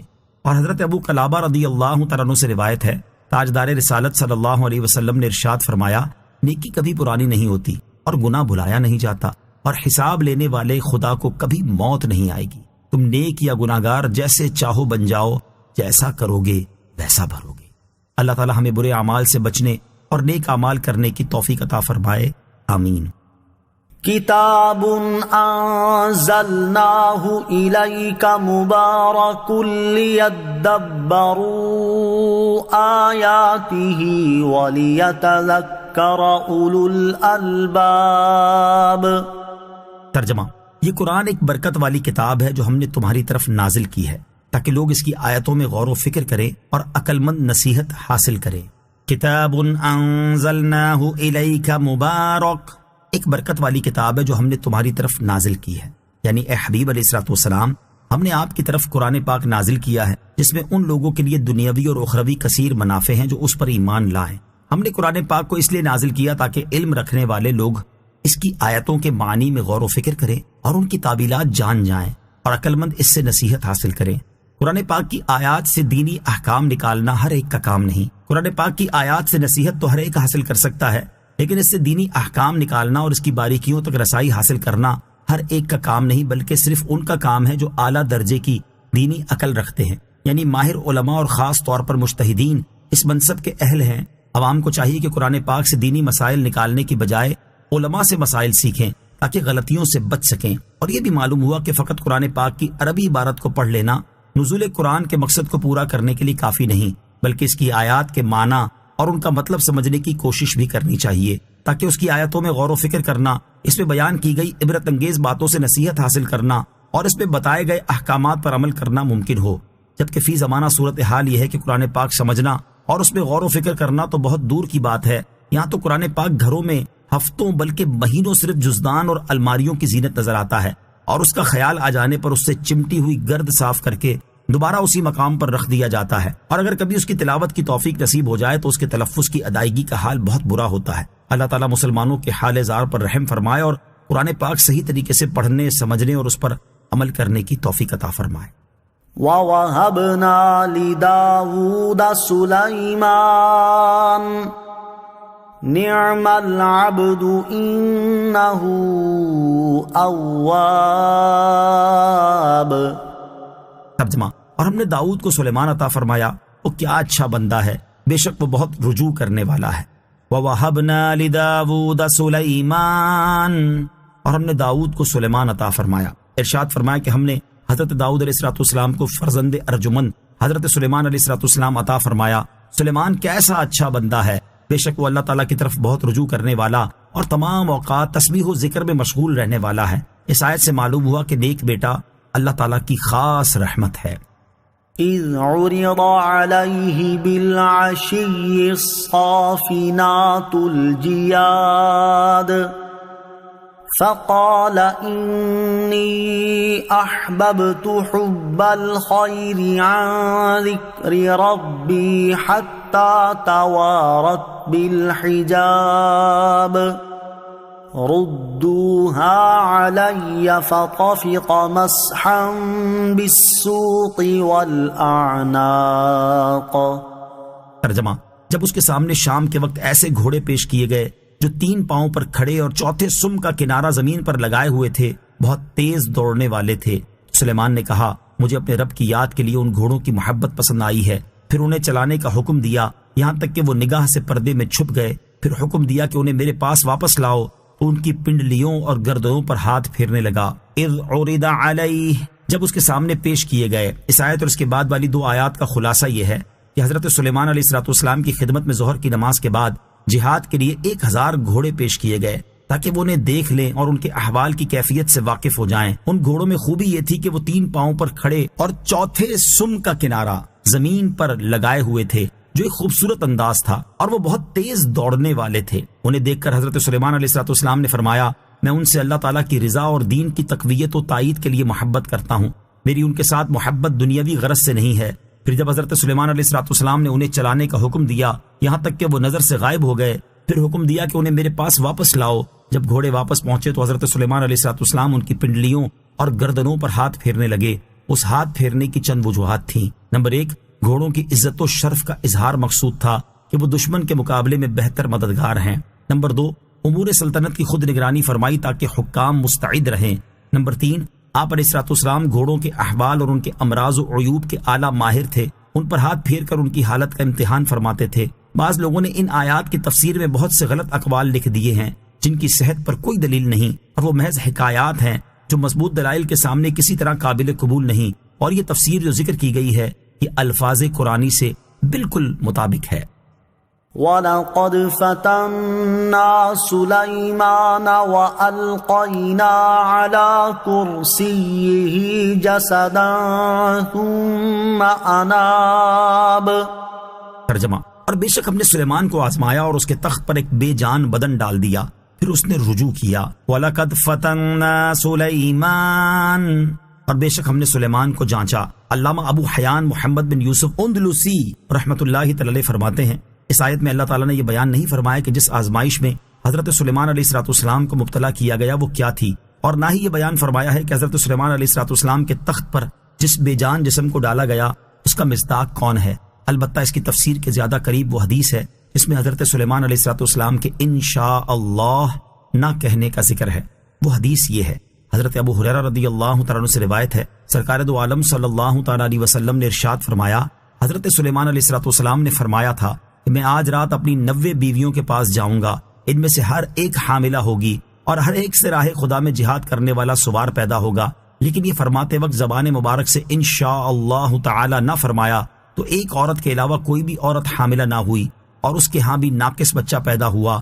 نبی کریم علیہ السلام نے فرمایا، اس کی قسم جس کے قبضہ قدرت میں میری جان ہے، اگر حضرت سلیمان علیہ السلام نے انشاءاللہ فرمایا ہوتا تو ان سب عورتوں کے ہاں لڑکے ہی پیدا ہوتے اور وہ راہ خدا میں جہاد کرتے۔ نوٹ، ایک روایت میں 70 اور ایک روایت میں 100 بیویوں کے پاس جانے کا بھی ذکر ہے۔ قال رب اغفر لي وهب لي ملكا لا ينبغي لأحد من بعدي إنك أنت الوهاب۔ ترجمہ، عرض کی اے میرے رب مجھے بخش دے اور مجھے ایسی سلطنت عطا فرما جو میرے بعد کسی کو لائق نہ ہو، بے شک تو ہی بہت عطا فرمانے والا ہے۔ قال، عرض کی حضرت سلیمان علیہ السلام نے انشاءاللہ کہنے کی بھول پر استغفار کر کے اللہ تعالیٰ کی طرف رجوع کیا اور بارگاہ الہی میں عرض کی، اے میرے رب مجھے بخش دے۔ علامہ ابو حیان محمد بن یوسف اندلسی رحمت اللہ تعالی فرماتے ہیں، مستحب کاموں کے نہ کر سکنے پر بھی اللہ تعالیٰ کی بارگاہ میں عاجزی اور انکساری کا اظہار کر کے اس پر مغفرت طلب کرنا انبیاء کرام علیہ الصلوۃ والسلام اور صالحین کا اللہ تعالیٰ کی بارگاہ میں ایک ادب ہے تاکہ ان کے مقام و مرتبے میں ترقی ہو۔ حضرت ابو ہریرہ رضی اللہ تعالیٰ عنہ سے روایت ہے اور یہ بخاری شریف کی حدیث ہے، حضور اقدس صلی اللہ تعالیٰ علیہ وسلم نے ارشاد فرمایا، خدا کی قسم میں دن میں 70 سے زیادہ مرتبہ اللہ تعالیٰ سے استغفار کرتا ہوں اور اس کی بارگاہ میں توبہ کرتا ہوں۔ امام فخر الدین رازی رحمت اللہ تعالی فرماتے ہیں، بعض اوقات کسی مقرب انسان سے افضل اور اولا کام ترک ہو جاتا ہے تو اس وقت وہ مغفرت طلب کرنے کا محتاج ہوتا ہے، کیونکہ نیک بندوں کی نیکیاں مقرب بندوں کے نزدیک ان کے اپنے حق میں برائیوں کا درجہ رکھتی ہیں۔ یعنی عام نیک آدمی جو نیک عمل کرتا ہے، مقرب بندہ اس سے بہت بڑھ کر عمل کرتا ہے، اگر وہ بھی عام نیک آدمی جیسا ہی عمل کرے تو اسے وہ اپنے حق میں برائی سمجھتا ہے، کیونکہ اس کا مرتبہ یہ تھا کہ وہ اس سے بڑھ کر عمل کرتا۔ وَهَبْ لِي مُلْكًا لَا يَنبَغِي لِأَحَدٍ مِّن بَعْدِي، اور مجھے ایسی سلطنت عطا فرما جو میرے بعد کسی کو لائق نہ ہو۔ حضرت سلیمان علیہ السلام نے پہلے اللہ تعالیٰ سے مغفرت طلب کی، اس کے بعد ایسی سلطنت کی دعا مانگی جو ان کے بعد کسی کو لائق نہ ہو۔ بھلائیوں کے دروازے کھلنے کا سبب، اس سے معلوم ہوا کہ دعا میں دینی مقاصد کو دنیاوی مقاصد پر مقدم رکھنا چاہیے، اور یہ بھی معلوم ہوا کہ اللہ تعالیٰ سے مغفرت طلب کرنا دنیا میں بھلائیوں کے دروازے کھلنے کا سبب ہے۔ حضرت نوح علیہ السلام نے بھی اپنی امت کو اس کی تلقین کی، چنانچہ آپ علیہ السلام فرماتے ہیں، فَقُلْتُ اسْتَغْفِرُوا رَبَّكُمْ إِنَّهُ كَانَ غَفَّارًا يُرْسِلِ السَّمَاءَ عَلَيْكُمْ مِدْرَارًا وَيُمْدِدْكُمْ بِأَمْوَالٍ وَبَنِينَ وَيَجْعَلْ لَكُمْ جَنَّاتٍ وَيَجْعَلْ لَكُمْ أَنْهَارًا۔ ترجمہ، تو میں نے کہا، اے لوگو اپنے رب سے معافی مانگو، بے شک وہ بڑا معاف فرمانے والا ہے، وہ تم پر موسلا دھار بارش بھیجے گا اور مال اور بیٹوں سے تمہاری مدد کرے گا اور تمہارے لیے باغات بنا دے گا اور تمہارے لیے نہریں بنائے گا۔ اور اللہ تعالیٰ نے اپنے حبیب علیہ السلام سے فرمایا، وَأْمُرْ أَهْلَكَ بِالصَّلَاةِ وَاصْطَبِرْ عَلَيْهَا لَا نَسْأَلُكَ رِزْقًا نَحْنُ نَرْزُقُكَ۔ ترجمہ، اور اپنے گھر والوں کو نماز کا حکم دو اور خود بھی نماز پر ڈٹے رہو، ہم تجھ سے کوئی رزق نہیں مانگتے بلکہ ہم تجھے روزی دیں گے۔ یاد رہے کہ حضرت سلیمان علیہ السلام نے جو بے مثل سلطنت طلب کی وہ معاذ اللہ کسی حسد کی وجہ سے نہ تھی، بلکہ اس سے مقصود یہ تھا کہ وہ سلطنت آپ کے لیے معجزہ ہو۔ فَسَخَّرْنَا لَهُ الرِّيحَ تَجْرِي بِأَمْرِهِ رُخَاءً حَيْثُ أَصَابَ وَالشَّيَاطِينَ كُلَّ بَنَّاءٍ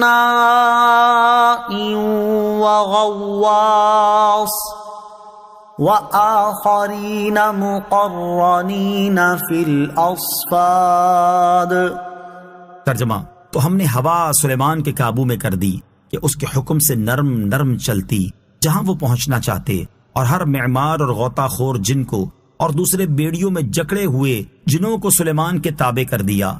فسخرنا لہ الریح، ہم نے ہوا اس کے قابو میں کر دی۔ اس آیت اور اس کے بعد والی 2 آیات کا خلاصہ یہ ہے کہ جب حضرت سلیمان علیہ السلام نے دعا مانگی تو اللہ تعالیٰ نے ہوا آپ علیہ السلام کے قابو میں کر دی کہ وہ آپ علیہ السلام کے حکم سے اور جہاں آپ چاہتے اس طرف فرما بردارانہ طریقے پر نرم نرم چلتی، اور ہر معمار اور غوطہ خور جن آپ علیہ السلام کے تابع کر دیا۔ معمار آپ علیہ السلام کے حکم سے آپ کی مرضی کے مطابق عجیب و غریب عمارتیں تعمیر کرتا، اور غوطہ خور آپ علیہ السلام کے لیے سمندر سے موتی نکالتا۔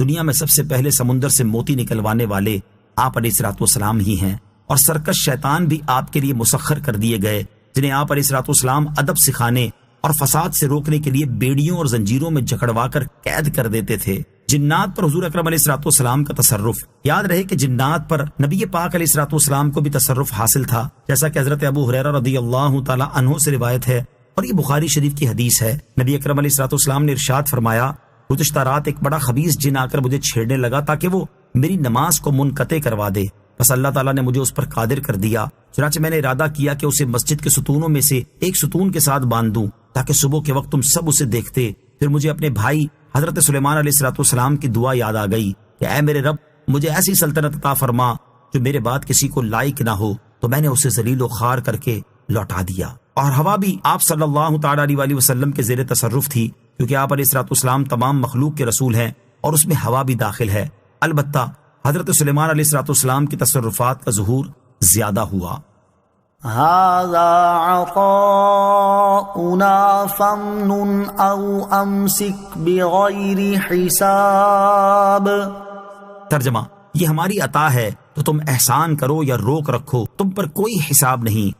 هذا عطاؤنا، یہ ہماری عطا ہے۔ اللہ تعالیٰ نے حضرت سلیمان علیہ السلام سے فرمایا کہ یہ ہماری عطا ہے، تو اب جس پر چاہو احسان کرو اور جس کسی سے چاہو روک رکھو، تم پر کسی قسم کا کوئی حساب نہیں۔ یعنی آپ کو دینے اور نہ دینے کا اختیار دیا گیا کہ جیسی مرضی ہو ویسے کریں۔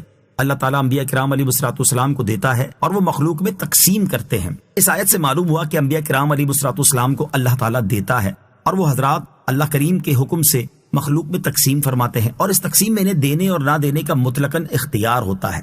حدیث پاک میں بھی ہے کہ تاجدار رسالت صلی اللہ تعالی علیہ وسلم نے ارشاد فرمایا، اللہ تعالیٰ دیتا ہے اور میں تقسیم فرماتا ہوں۔ 2 احادیث مبارکہ مزید سماعت کیجیے۔ مسلم شریف کی حدیث ہے، حضرت ربیعہ بن کعب رضی اللہ تعالیٰ عنہ فرماتے ہیں، میں رات کے وقت رسول کریم علیہ السلام کی خدمت میں رہا کرتا اور آپ کے استنجا اور وضو کے لیے پانی لاتا تھا۔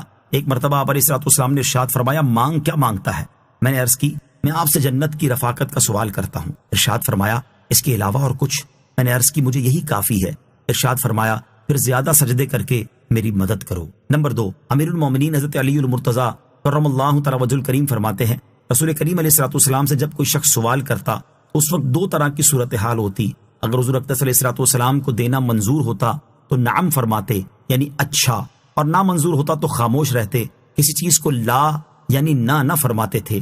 ایک روز ایک اعرابی نے حاضر ہو کر سوال کیا، حضور پرنور علیہ السلام خاموش رہے، پھر سوال کیا تو خاموشی اختیار فرمائی، پھر سوال کیا تو اس پر نبی پاک علیہ السلام نے فرمایا، سل ما شئت یا اعرابی، اے اعرابی جو تیرا جی چاہے ہم سے مانگ۔ حضرت علی المرتضیٰ کرم اللہ تعالی وجہ الکریم فرماتے ہیں، یہ حال دیکھ کر نبی پاک علیہ السلام نے فرما دیا ہے، جو دل میں آئے مانگ لے۔ ہمیں اس اعرابی پر رشک آیا، ہم نے اپنے دل میں کہا اب یہ نبی پاک علیہ السلام سے جنت مانگے گا، لیکن اعرابی نے کہا تو کیا کہا کہ میں حضور علیہ السلام سے سواری کا اونٹ مانگتا ہوں۔ ارشاد فرمایا، عطا ہوا۔ عرض کی، حضور علیہ السلام سے زاد سفر مانگتا ہوں۔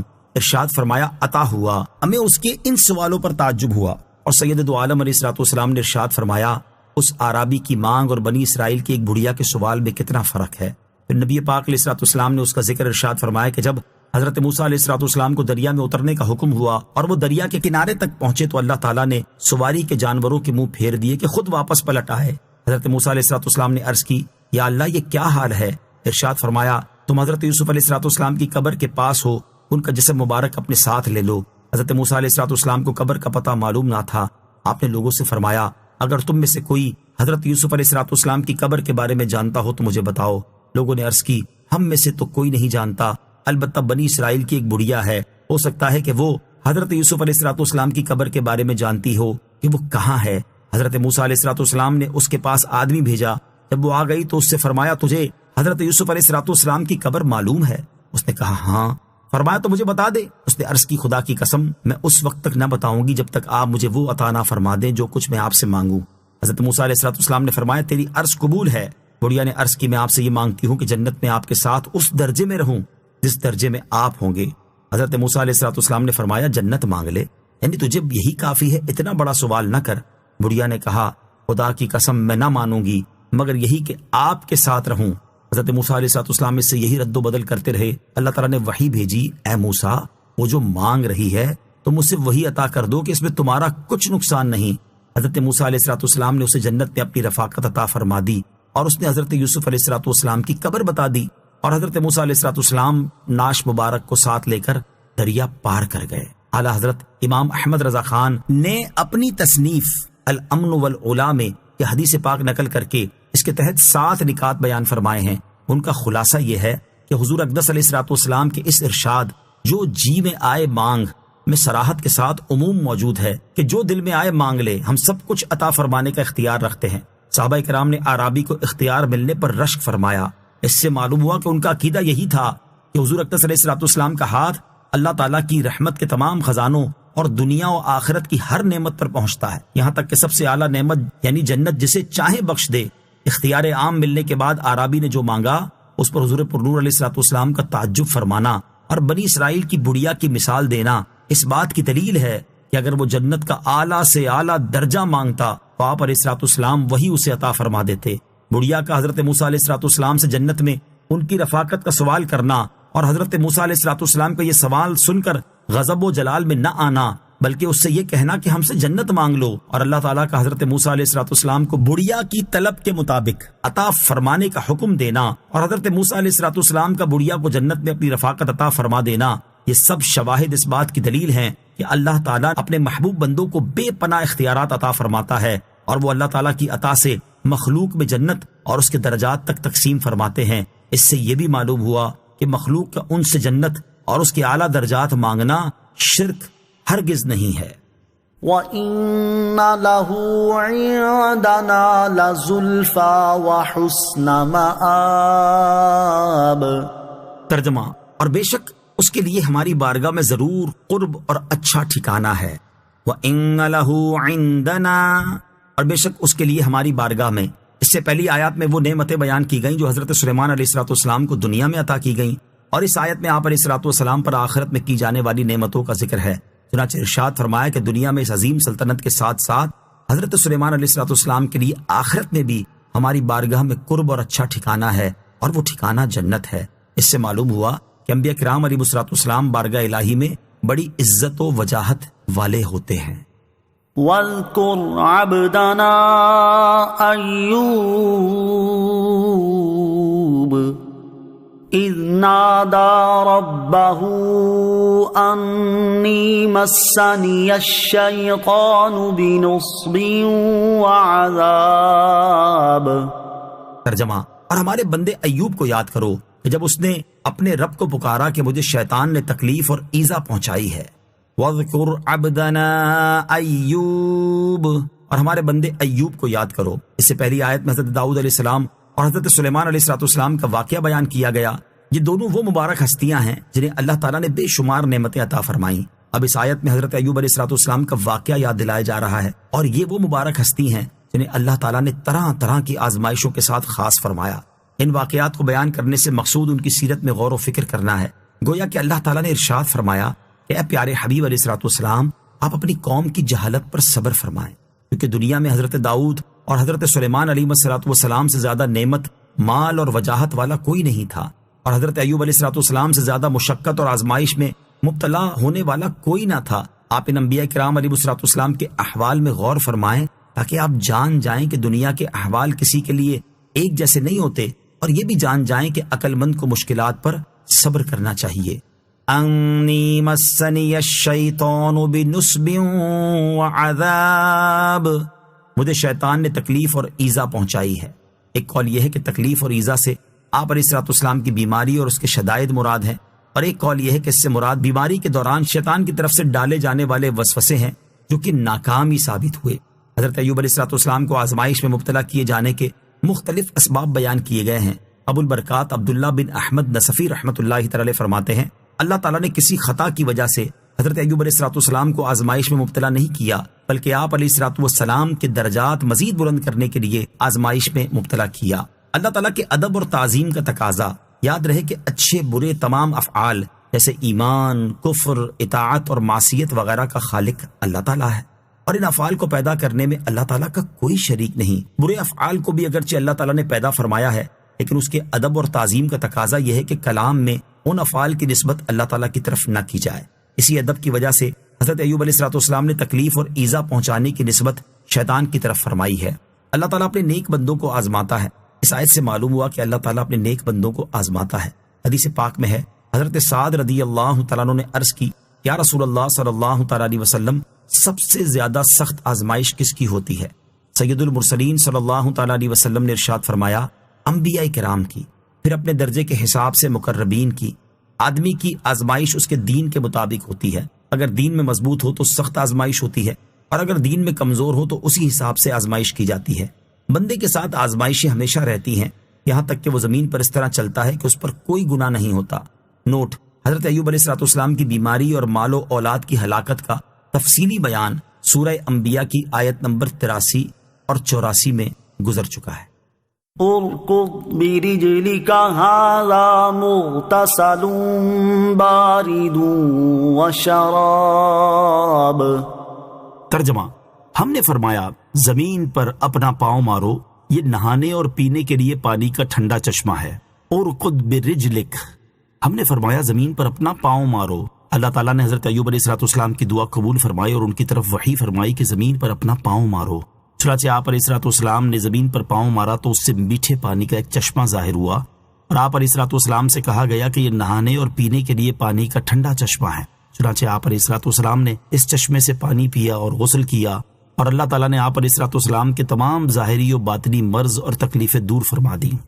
وَوَهَبْنَا لَهُ أَهْلَهُ وَمِثْلَهُم مَّعَهُمْ رَحْمَةً مِّنَّا وَذِكْرَىٰ لِأُولِي الْأَلْبَابِ۔ ترجمہ: اور ہم نے اپنی رحمت کرنے اور عقل مندوں کی نصیحت کے لیے اسے اس کے گھر والے اور ان کے برابر اور عطا فرما دیے۔ وَوَهَبْنَا لَهُ أَهْلَهُ، اور ہم نے اسے اس کے گھر والے عطا فرما دیے۔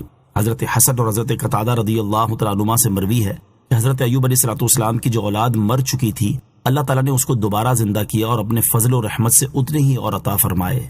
وَذِكْرَىٰ لِأُولِي الْأَلْبَابِ، اور عقل مندوں کی نصیحت کے لیے، یعنی ہم نے حضرت ایوب علیہ السلام کو آزمائش میں مبتلا کیا تو انہوں نے صبر کیا، پھر ہم نے ان کی آزمائش ختم فرما دی اور ان کی تکلیفیں دور کر دی تو انہوں نے شکر کیا۔ اس میں عقل مندوں کے لیے نصیحت ہے کہ وہ مصیبت آنے پر واویلا کرنے کی بجائے صبر کرے اور مصیبت سے خلاصی پانے کے بعد اللہ تعالیٰ کا شکر ادا کیا کرے۔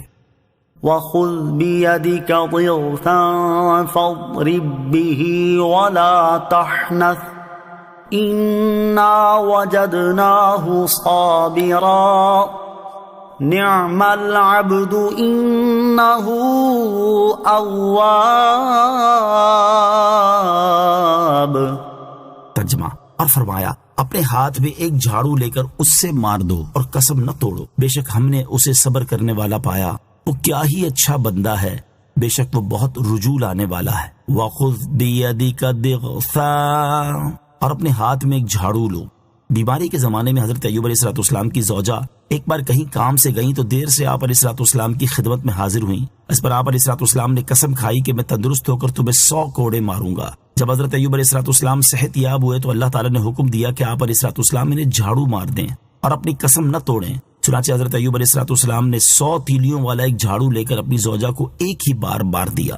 حضرت ایوب علیہ السلام کی قسم کھانے کا ایک سبب اوپر بیان ہوا، اور دوسرا سبب بیان کرتے ہوئے اعلیٰ حضرت امام احمد رضا خان رحمۃ اللہ تعالی فرماتے ہیں، حضرت سیدنا ایوب علیہ السلام اللہ تعالیٰ کے پیارے نبی ہیں کہ آزمائش و ابتلا کے دور میں آپ کی پاکیزہ بیوی جن کا نام رحمہ بنت آفرائیم یا میشا بنت یوسف بن یعقوب بن اسحاق بن ابراہیم علیہ الصلوۃ والسلام تھا، وہ آپ کے لیے محنت و مزدوری کر کے خوراک مہیا فرماتی تھیں۔ ایک دن انہوں نے حضرت ایوب علیہ السلام کی خدمت میں زیادہ کھانا پیش کیا تو حضرت ایوب علیہ السلام کو گمان ہوا کہ شاید وہ کسی کا مال خیانت کے ذریعے حاصل کر لائی ہیں۔ اس پر آپ کو غصہ آیا تو آپ نے قسم کھائی کہ اس کو 100 چھڑی ماروں گا۔ آگے تفصیل وہی ہے جو اوپر بیان ہوئی۔ حضرت ایوب علیہ السلام کی زوجہ پر رحمت اور تخفیف کا سبب، مفسرین نے حضرت ایوب علیہ السلام کی زوجہ پر اس رحمت اور تخفیف کا سبب یہ بیان کیا ہے کہ بیماری کے زمانے میں انہوں نے اپنے شوہر کی بہت اچھی طرح خدمت کی اور آپ کے شوہر آپ سے راضی ہوئے تو اس کی برکت سے اللہ تعالیٰ نے آپ پر یہ آسانی فرمائی۔ شوہر کو خوش رکھنا بیوی کے لیے نہایت ثواب کا کام ہے اور تنگ کرنا اور ایذا پہنچانا سخت گناہ ہے۔ ہمارے ہاں بعض اوقات معمولی سی بات پر بیویاں شوہر سے طلاق کا مطالبہ کر دیتی ہیں اور یہ حرکت شوہر کے لیے نہایت تکلیف دہ ہوتی ہے۔ ایسی عورتوں کے لیے ان 3 احادیث میں بھی بہت عبرت اور نصیحت ہے۔ نمبر 1، ترمذی شریف کی حدیث ہے، حضرت ثوبان رضی اللہ تعالیٰ عنہ سے روایت ہے، رسول اللہ صلی اللہ تعالیٰ علیہ وسلم نے ارشاد فرمایا، جو عورت بغیر کسی حرج کے شوہر سے طلاق کا سوال کرے اس پر جنت کی خوشبو حرام ہے۔ حدیث نمبر 2، حضرت ثوبان رضی اللہ تعالیٰ عنہ سے روایت ہے، نبی کریم علیہ السلام نے ارشاد فرمایا، جس عورت نے بغیر کسی وجہ کے اپنے شوہر سے خلا لی تو وہ جنت کی خوشبو نہ سونگھ سکے گی۔ نمبر 3، حضرت معاذ رضی اللہ تعالیٰ عنہ سے روایت ہے، حضور اقدس صلی اللہ تعالیٰ علیہ وسلم نے فرمایا، جب عورت اپنے شوہر کو دنیا میں ایذا دیتی ہے تو حور عین کہتی ہیں، خدا تجھے قتل کرے، اسے ایذا نہ دے، یہ تو تیرے پاس مہمان ہے، ان قریب تجھ سے جدا ہو کر ہمارے پاس آئے گا۔ اللہ تعالیٰ ایسی عورتوں کو عقل سلیم اور ہدایت عطا فرمائے، آمین۔ شرعی ہیلوں کے جواز کا ثبوت، فقہاء کرام نے اس آیت سے شرعی ہیلوں کے جواز پر استدلال کیا ہے۔ چنانچہ فتاوی عالمگیری میں ہے، جو ہیلا کسی کا حق مارنے یا اس میں شبہ پیدا کرنے یا باطل سے فریب دینے کے لیے کیا جائے وہ مکروہ ہے، اور جو ہیلا اس لیے کیا جائے کہ آدمی حرام سے بچ جائے یا حلال کو حاصل کر لے وہ اچھا ہے۔ اس قسم کے ہیلوں کے جائز ہونے کی دلیل اللہ عز و جل کا یہ فرمان ہے، وَخُذْ بِيَدِكَ ضِغْثًا فَاضْرِب بِّهِ وَلَا تَحْنَثْ۔ ترجمہ، اور فرمایا اپنے ہاتھ میں ایک جھاڑو لے کر اس سے مار دو اور قسم نہ توڑو۔ البتہ یاد رہے کہ قابل اعتماد مفتیان کرام سے رہنمائی لیے بغیر عوام الناس کو کوئی ہیلا نہیں کرنا چاہیے، کیونکہ بعض ہیلوں کی شرعی طور پر اجازت نہیں ہوتی اور بعض اوقات ہیلا کرنے میں ایسی غلطی کر جاتے ہیں جس کی وجہ سے ہیلا ہوتا ہی نہیں۔ اِنَّا وَجَدْنَاهُ صَابِرًا، بے شک ہم نے اسے صبر کرنے والا پایا، یعنی بے شک ہم نے حضرت ایوب علیہ السلام کو جان، اولاد اور مال میں آزمائش پر صبر کرنے والا پایا، اور اس آزمائش نے انہیں اللہ تعالیٰ کی اطاعت سے نکل جانے اور کسی معصیت میں مبتلا ہو جانے پر نہیں ابھارا۔ وہ کیا ہی اچھا بندہ ہے، بے شک وہ اللہ تعالیٰ کی طرف بہت رجوع لانے والا ہے۔ حضرت عبداللہ ابن مسعود رضی اللہ عنہ سے مروی ہے کہ حضرت ایوب علیہ السلام قیامت کے دن صبر کرنے والوں کے سردار ہوں گے۔ وَاذْكُرْ عِبَادَنَا إِبْرَاهِيمَ وَإِسْحَاقَ وَيَعْقُوبَ أُولِي الْأَيْدِي وَالْأَبْصَارِ إِنَّا أَخْلَصْنَاهُمْ بِخَالِصَةٍ ذِكْرَى الدَّارِ وَإِنَّهُمْ عِندَنَا لَمِنَ الْمُصْطَفَيْنَ الْأَخْيَارِ۔ ترجمہ، اور ہمارے بندوں ابراہیم اور اسحاق اور یعقوب کو یاد کرو جو قوت والے اور سمجھ رکھنے والے تھے، بے شک ہم نے انہیں کھری بات سے چن لیا، وہ اس آخرت کے گھر کی یاد ہے اور بے شک وہ ہمارے نزدیک بہترین چنے ہوئے بندوں میں سے ہیں۔ وَاذْكُرْ عِبَادَنَا إِبْرَاهِيمَ وَإِسْحَاقَ وَيَعْقُوبَ، اور ہمارے بندوں ابراہیم اور اسحاق اور یعقوب کو یاد کرو۔ اس آیت اور اس کے بعد والی 2 آیات کا خلاصہ یہ ہے کہ اے پیارے حبیب صلی اللہ تعالی علیہ وآلہ وسلم، ہمارے عنایتوں والے خاص بندوں حضرت ابراہیم علیہ السلام، ان کے بیٹے حضرت اسحاق علیہ السلام اور ان کے بیٹے حضرت یعقوب علیہ السلام کو یاد کریں کہ انہیں اللہ تعالیٰ نے علمی اور عملی قوتیں عطا فرمائیں، جن کی بنا پر انہیں اللہ تعالیٰ کی معرفت اور عبادات پر قوت حاصل ہوئی۔ بے شک ہم نے انہیں کھری بات سے چن لیا، اور وہ بات آخرت کے گھر کی یاد ہے کہ وہ لوگوں کو آخرت کی یاد دلاتے، کثرت سے آخرت کا ذکر کرتے، اور دنیا کی محبت نے ان کے دلوں میں جگہ نہیں پائی، اور بے شک وہ ہمارے نزدیک بہترین چنے ہوئے بندوں میں سے ہیں۔ وَإِنَّهُمْ عِندَنَا، اور بے شک وہ ہمارے نزدیک۔ امام فخر الدین رازی رحمۃ اللہ تعالی فرماتے ہیں، اس آیت سے علماء نے انبیاء کرام علیہ السلام کی عصمت یعنی گناہ سے پاک ہونے پر استدلال کیا ہے، کیونکہ اللہ تعالیٰ نے اس آیت میں انہیں کسی قید کے بغیر اخیار فرمایا، اور یہ بہتری ان کے تمام افعال اور صفات کو عام ہے۔ واذكر إسماعيل واليسع وذا الكفل وكل من الأخيار. ترجمہ: اور اسماعیل اور یسعا اور ذوالکفل کو یاد کرو اور سب بہترین لوگ ہیں. وَاذْكُرْ إِسْمَاعِيلَ وَالْيَسَعَ وَذَا الْكِفْلِ، اور اسماعیل اور یسعا اور ذوالکفل کو یاد کرو. یعنی اے حبیب صلی اللہ تعالیٰ علیہ وسلم، آپ حضرت اسماعیل، حضرت یسعا اور حضرت ذوالکفل علیہ الصلوۃ والسلام کے فضائل اور ان کے صبر کو یاد کریں تاکہ ان کی سیرت سے آپ کو تسلی حاصل ہو اور ان کی پاک خصلتوں سے لوگ نیکیوں کا ذوق و شوق حاصل کریں، اور وہ سب بہترین لوگ ہیں. یاد رہے کہ حضرت یسعا علیہ الصلوۃ والسلام بنی اسرائیل کے انبیاء میں سے ہیں. انہیں حضرت الیاس علیہ الصلوۃ والسلام نے بنی اسرائیل پر اپنا خلیفہ مقرر کیا اور بعد میں انہیں نبوت سے سرفراز کیا گیا. حضرت ذوالکفل علیہ نبینا علیہ الصلوۃ والسلام کی نبوت میں اختلاف ہے، اور صحیح یہ ہے کہ وہ نبی ہیں. هذا ذکر وإن للمتقین لحسن مآب. جنات عدن مفتحة لهم الأبواب متكئين فيها يدعون فيها بفاكهة كثيرة وشراب وعندهم قاصرات الطرف أتراب. ترجمہ: یہ نصیحت ہے اور بے شک پرہیزگاروں کے لیے اچھا ٹھکانہ ہے. بسنے کے باغات ہیں جن کے سب دروازے ان کے لیے کھلے ہوئے ہیں، ان میں تکیہ لگائے ہوں گے. ان باغوں میں وہ بہت سے پھل میوے اور مشروب مانگیں گے، اور ان کے پاس ایسی بیویاں ہوں گی جو شوہر کے سوا کسی اور کی طرف آنکھ نہیں اٹھاتی، جو ہم عمر ہوں گی. ھذا ذکر، یہ نصیحت ہے. آیت کے اس حصے کا ایک معنی یہ ہے کہ اے حبیب علیہ الصلوۃ والسلام، یہ قرآن جو ہم نے آپ کی طرف نازل کیا اس کے ذریعے ہم نے آپ کو اور آپ کی قوم کو نصیحت کی ہے. دوسرا معنی یہ ہے کہ اوپر والی آیات میں انبیاء کرام علیہ الصلوۃ والسلام کی جو سیرت بیان ہوئی، یہ ان کا ذکر جمیل ہے جو ہمیشہ ہوتا رہے گا. وَإِنَّ لِلْمُتَّقِينَ لَحُسْنَ مَآبٍ، اور بے شک پرہیزگاروں کے لیے اچھا ٹھکانہ ہے. آیت کے اس حصے اور اس کے بعد والی 3 آیات کا خلاصہ یہ ہے کہ بے شک وہ لوگ جو اللہ تعالیٰ سے ڈرے اور انہوں نے اللہ تعالیٰ کے فرائض کی ادائیگی میں اور اس کی نافرمانی سے بچنے میں اس کا خوف رکھا، تو ان کے لیے آخرت میں اچھا ٹھکانہ ہے. اور وہ اچھا ٹھکانہ بسنے کے باغات ہے. جب وہ ان باغات کے دروازوں تک پہنچیں گے تو انہیں اپنے لیے کھلا ہوا پائیں گے. فرشتے تعظیم و تکریم کے ساتھ ان کا استقبال کریں گے اور کہیں گے تم پر سلامتی ہو کیونکہ تم نے صبر کیا. تو آخرت کا اچھا انجام کیا ہی خوب ہے. ان باغات میں وہ نقش و نگار کیے ہوئے تختوں پر ٹیک لگائے ہوں گے. ان باغوں میں وہ بہت سے پھل میوے اور شراب مانگیں گے، اور ان کے پاس ایسی بیویاں ہوں گی جو اپنے شوہر کے سوا کسی اور کی طرف نگاہ اٹھا کر نہ دیکھیں گی، اور وہ سب عمر میں برابر ہوں گی، ایسے ہی حسن و جوانی میں بھی برابر ہوں گی، آپس میں محبت رکھنے والی ہوں گی، ایک کو دوسرے سے بغض، رشک اور حسد نہ ہوگا. هذا ما توعدون ليوم الحساب ان هذا لرزقنا ما له من نفاد. ترجمہ: یہ وہ ہے جس کا تمہیں حساب کے دن کے لیے وعدہ کیا جاتا ہے. بے شک یہ ہمارا رزق ہے، اس کے لیے کبھی ختم ہونا نہیں ہے. هذا ما توعدون، یہ وہ ہے جس کا تمہیں وعدہ کیا جاتا ہے. یعنی فرشتے ان سے کہیں گے اے پرہیزگارو، یہ ثواب اور نعمتیں وہ ہیں جن کا حساب کے دن کے لیے نبی علیہ الصلوۃ والسلام کی زبان سے تمہیں وعدہ کیا جاتا ہے.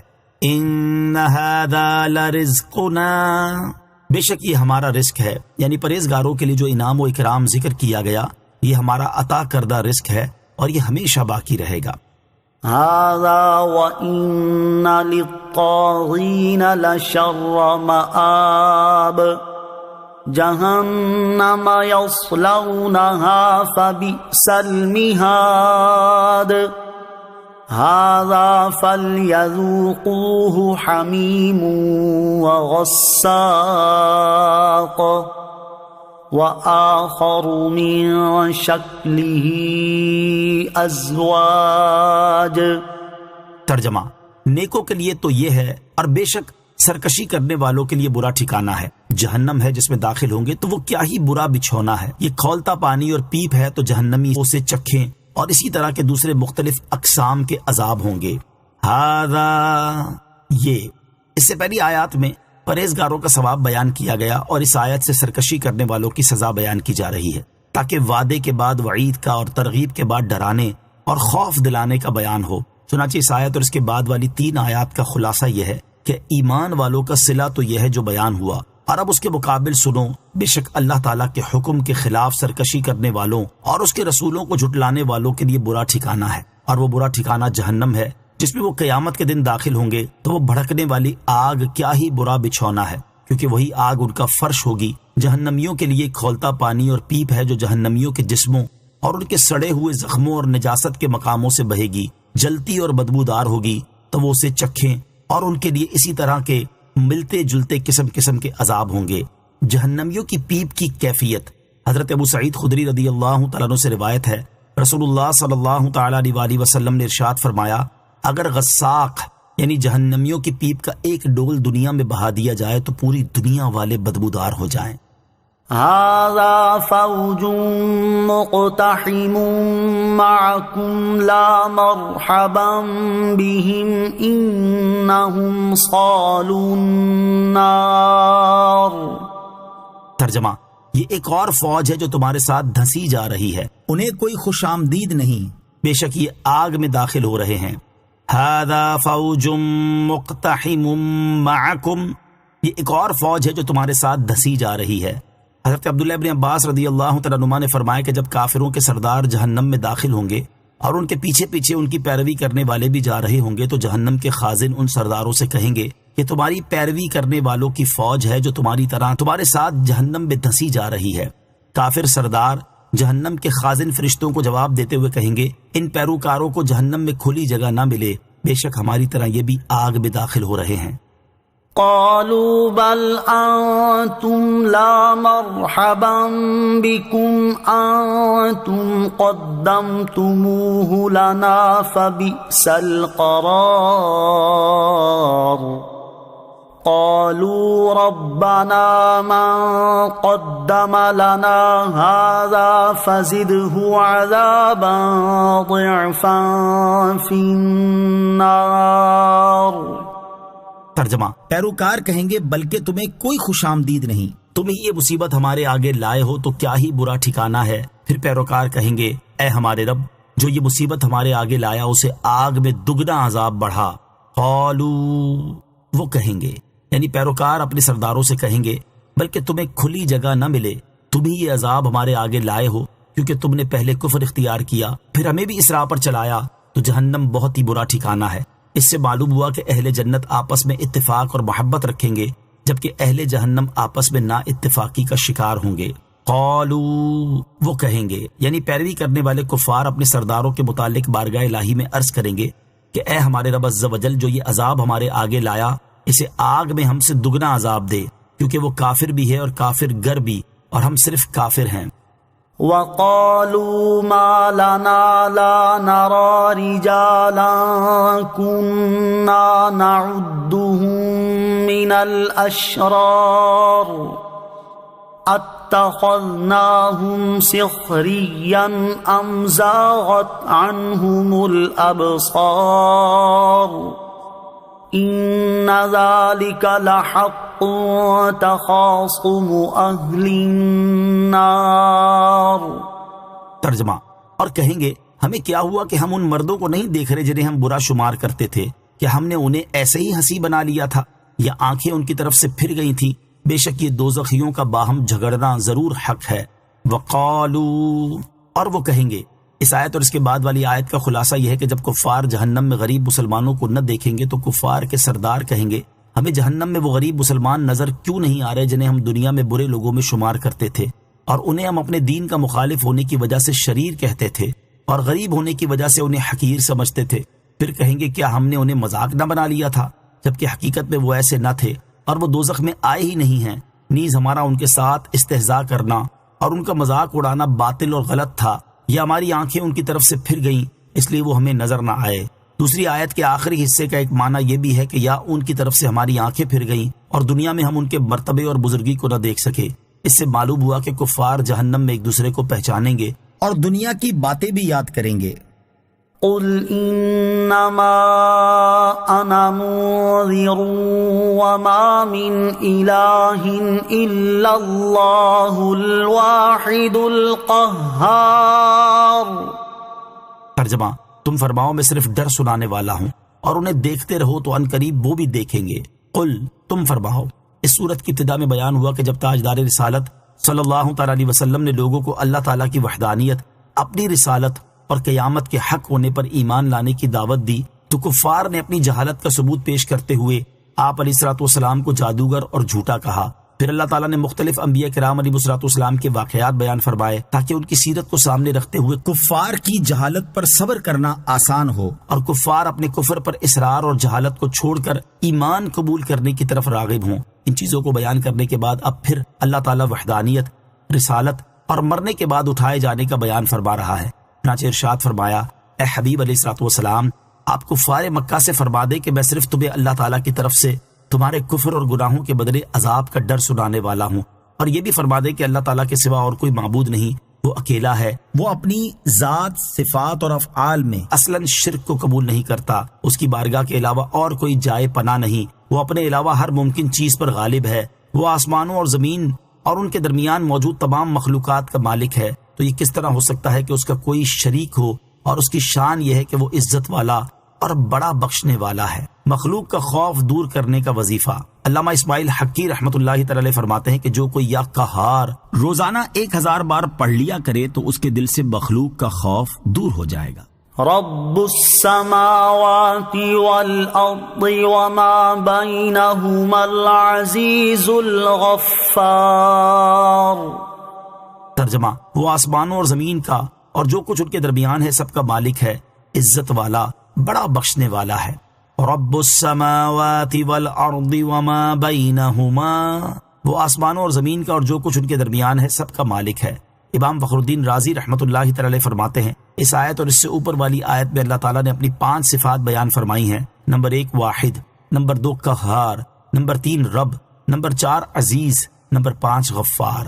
اللہ تعالیٰ کی وحدانیت وہ چیز ہے کہ جس کے بارے میں اہل حق اور مشرکین کے درمیان اختلاف ہے۔ چنانچہ اللہ تعالیٰ نے اپنی صفت قہار بیان فرما کر اپنی وحدانیت پر استدلال فرمایا، اور یہ صفت اگرچہ اللہ تعالیٰ کی وحدانیت پر دلالت کرتی ہے لیکن صرف اسے سن کر لوگوں کے دلوں میں شدید خوف بیٹھ جاتا، اس لیے اللہ تعالیٰ نے اس کے بعد اپنی 3 وہ صفات بیان فرما دی جو اس کی رحمت، فضل اور کرم پر دلالت کرتی ہیں۔ پہلی صفت، وہ آسمانوں اور زمین کا اور جو کچھ ان کے درمیان ہے سب کا رب ہے۔ اس صفت کی کامل معرفت اس وقت حاصل ہوگی جب زمین و آسمان کی تخلیق اور عناصر اربعہ وغیرہ میں اللہ تعالیٰ کی حکمت کے آثار میں غور و فکر کیا جائے، اور یہ ایک ایسا سمندر ہے جس کا کوئی ساحل ہی نہیں، لہٰذا جب تم ان چیزوں کی تخلیق میں اللہ تعالیٰ کی حکمت کے آثار میں غور کرو گے تو اس وقت اللہ تعالیٰ کے رب ہونے کو پہچان جاؤ گے۔ دوسری صفت، اللہ تعالیٰ عزیز یعنی عزت اور غلبے والا ہے۔ اس صفت کو بیان کرنے کا فائدہ یہ ہے کہ اللہ تعالیٰ کے رب ہونے کا سن کر کوئی یہ کہہ سکتا تھا کہ ہاں اللہ تعالیٰ رب تو ہے لیکن وہ ہر چیز پر قادر نہیں۔ اللہ تعالیٰ نے اس بات کا جواب دے دیا کہ وہ عزیز ہے اور وہ ہر چیز پر غالب ہے جبکہ اس پر کوئی چیز غالب نہیں۔ تیسری صفت، اللہ تعالیٰ بڑا بخشنے والا ہے۔ اس صفت کو بیان کرنے کا فائدہ یہ ہے کہ کوئی یہ بات کہہ سکتا تھا کہ ہاں اللہ تعالیٰ رب ہے اور وہ احسان فرمانے والا ہے، لیکن وہ اطاعت گزاروں اور اخلاص کے ساتھ عبادت کرنے والوں پر احسان فرمانے والا ہے۔ اللہ تعالیٰ نے اس کا جواب بھی اس طرح دے دیا کہ جو شخص 70 سال تک اپنے کفر پر قائم رہے پھر اپنے کفر سے سچی توبہ کر لے تو میں گناہ گاروں کے زمرے سے اس کا نام خارج کر دوں گا اور اپنے فضل و رحمت سے اس کے تمام گناہوں پر پردہ ڈال دوں گا اور اسے نیک لوگوں کے مرتبے تک پہنچا دوں گا۔ قل هو نبأ عظیم انتم عنہ معرضون۔ ترجمہ، تم فرماؤ وہ ایک عظیم خبر ہے، تم اس سے منہ پھیرے ہوئے ہو۔ هو نبأ عظیم، وہ ایک عظیم خبر ہے۔ اس آیت اور اس کے بعد والی آیت کا خلاصہ یہ ہے کہ اے حبیب صلی اللہ تعالی علیہ وسلم آپ فرما دیں کہ قرآن پاک اور جو کچھ اس میں توحید، نبوت، قیامت، حشر اور جنت و دوزخ وغیرہ کے بارے میں بیان کیا گیا یہ عظیم و شان خبر ہے، اور اے کافروں تمہارا حال یہ ہے کہ تم اس سے غفلت میں ہو کہ مجھ پر ایمان نہیں لاتے اور قرآن پاک اور میرے دین کو نہیں مانتے۔ ما كان لي من علم بالملأ الأعلى إذ يختصمون۔ ترجمہ، مجھے عالم بالا کی کوئی خبر نہیں تھی جب وہ بحث کر رہے تھے۔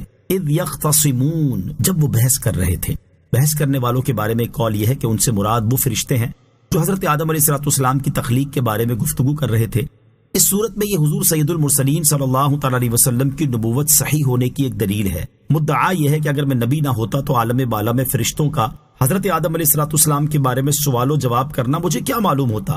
اس کی خبر دینا میری نبوت اور میرے پاس وحی آنے کی دلیل ہے۔ دوسرا قول یہ ہے کہ ان سے وہ فرشتے مراد ہیں جو اس چیز میں بحث کر رہے تھے کہ کون سے کام گناہوں کا کفارہ بن جاتے ہیں۔ حضور اقدس علیہ السلام کو عالم بالا کے فرشتوں کی بحث کا علم عطا ہوا۔ اللہ تعالیٰ نے اس کا علم بھی آپ علیہ السلام کو عطا کیا، جیسے کہ حضرت عبداللہ ابن عباس رضی اللہ تعالیٰ عنہما سے روایت ہے، تاجدار رسالت صلی اللہ تعالیٰ علیہ وسلم نے ارشاد فرمایا کہ میں اپنے بہترین حال میں اپنے رب عز و جل کے دیدار سے مشرف ہوا۔ حضرت عبداللہ ابن عباس رضی اللہ تعالیٰ عنہما فرماتے ہیں کہ میرے خیال میں یہ واقعہ خواب کا ہے۔ حضور اقدس علیہ السلام فرماتے ہیں کہ اللہ تعالیٰ نے فرمایا، اے محمد صلی اللہ تعالی علیہ وآلہ وسلم، تمہیں معلوم ہے کہ عالم بالا کے فرشتے کس بحث میں ہیں؟ میں نے عرض کی نہیں۔ حضور پر نور علیہ السلام نے فرمایا، پھر اللہ تعالیٰ نے اپنا دست رحمت و کرم میرے دونوں شانوں کے درمیان رکھا اور میں نے اس کے فیض کا اثر اپنے قلب مبارک میں پایا تو آسمان و زمین کی تمام چیزیں میرے علم میں آ گئیں۔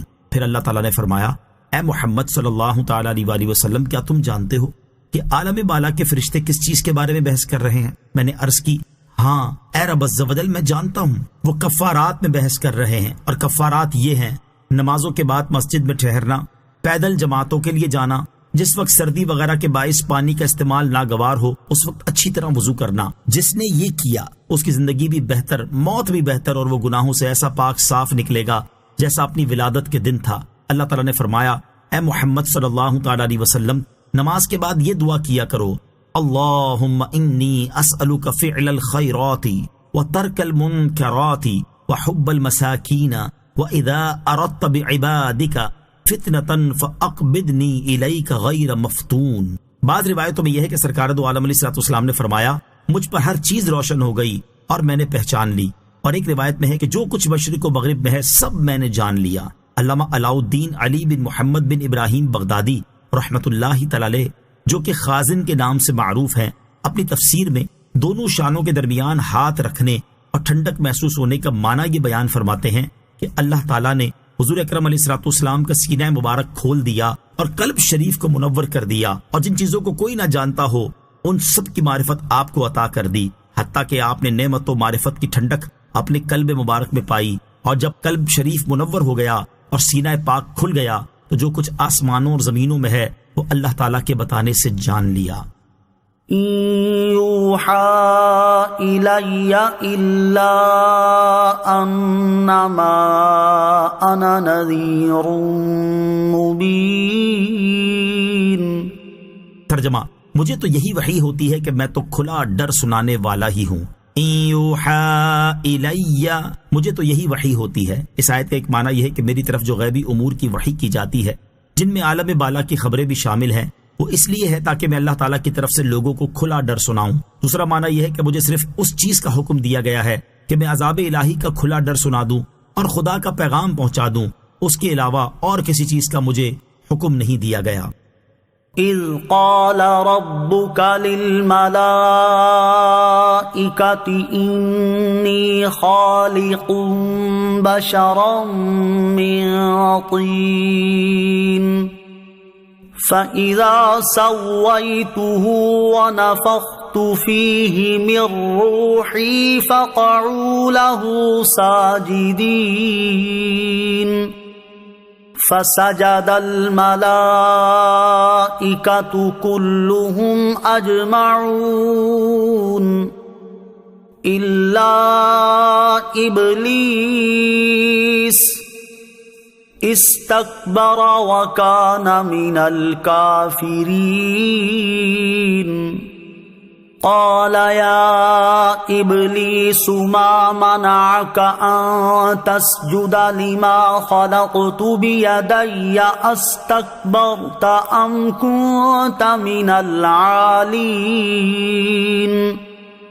قال أنا خير منه خلقتني من نار وخلقته من طين قال فاخرج منها فإنك رجيم وَإِنَّ عَلَيْكَ لَعْنَتِي إِلَى يَوْمِ الدِّينِ۔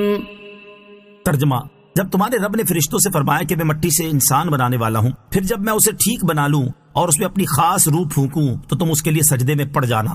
تو تمام فرشتوں نے اکٹھے سجدہ کیا سوائے ابلیس کے۔ اس نے تکبر کیا اور وہ کافروں میں سے ہو گیا۔ اللہ نے فرمایا: اے ابلیس، تجھے کس چیز نے روکا کہ تو اسے سجدہ کرے جسے میں نے اپنے ہاتھوں سے بنایا؟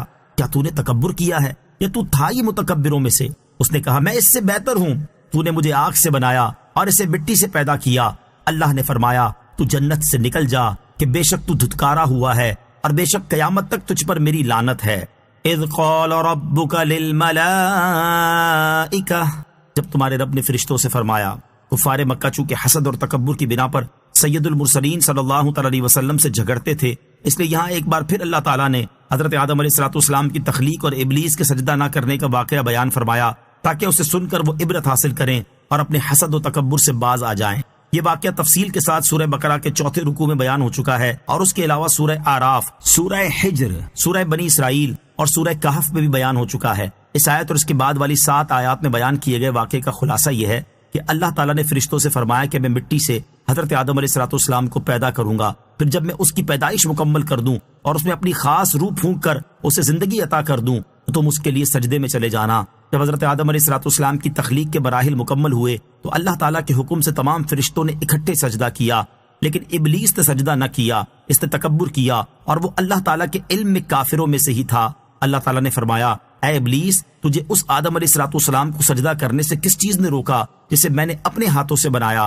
کیا تو نے تکبر کیا ہے یا تو پہلے ہی اس قوم میں سے تھا جن کا شیوا ہی تکبر ہے؟ ابلیس نے کہا: میں اس سے بہتر ہوں کیونکہ تو نے مجھے آگ سے بنایا اور اسے مٹی سے پیدا کیا۔ اس سے ابلیس کی مراد یہ تھی کہ اگر حضرت آدم علیہ السلام آگ سے پیدا کیے جاتے اور میرے برابر بھی ہوتے، جب بھی میں انہیں سجدہ نہ کرتا، چہ جائے کہ ان سے بہتر ہو کر انہیں سجدہ کروں۔ اللہ تعالیٰ نے فرمایا: تو جنت سے نکل جا کہ بے شک تو اپنی سرکشی، نافرمانی اور تکبر کے باعث دھتکارا ہوا ہے، اور بے شک قیامت تک تجھ پر میری لعنت ہے، اور قیامت کے بعد لعنت بھی اور طرح طرح کے عذاب بھی ہیں۔ پھر اللہ تعالیٰ نے اس کی صورت بدل دی، وہ پہلے حسین تھا، بد شکل روسیہ کر دیا گیا اور اس کی نورانیت سلب کر دی گئی۔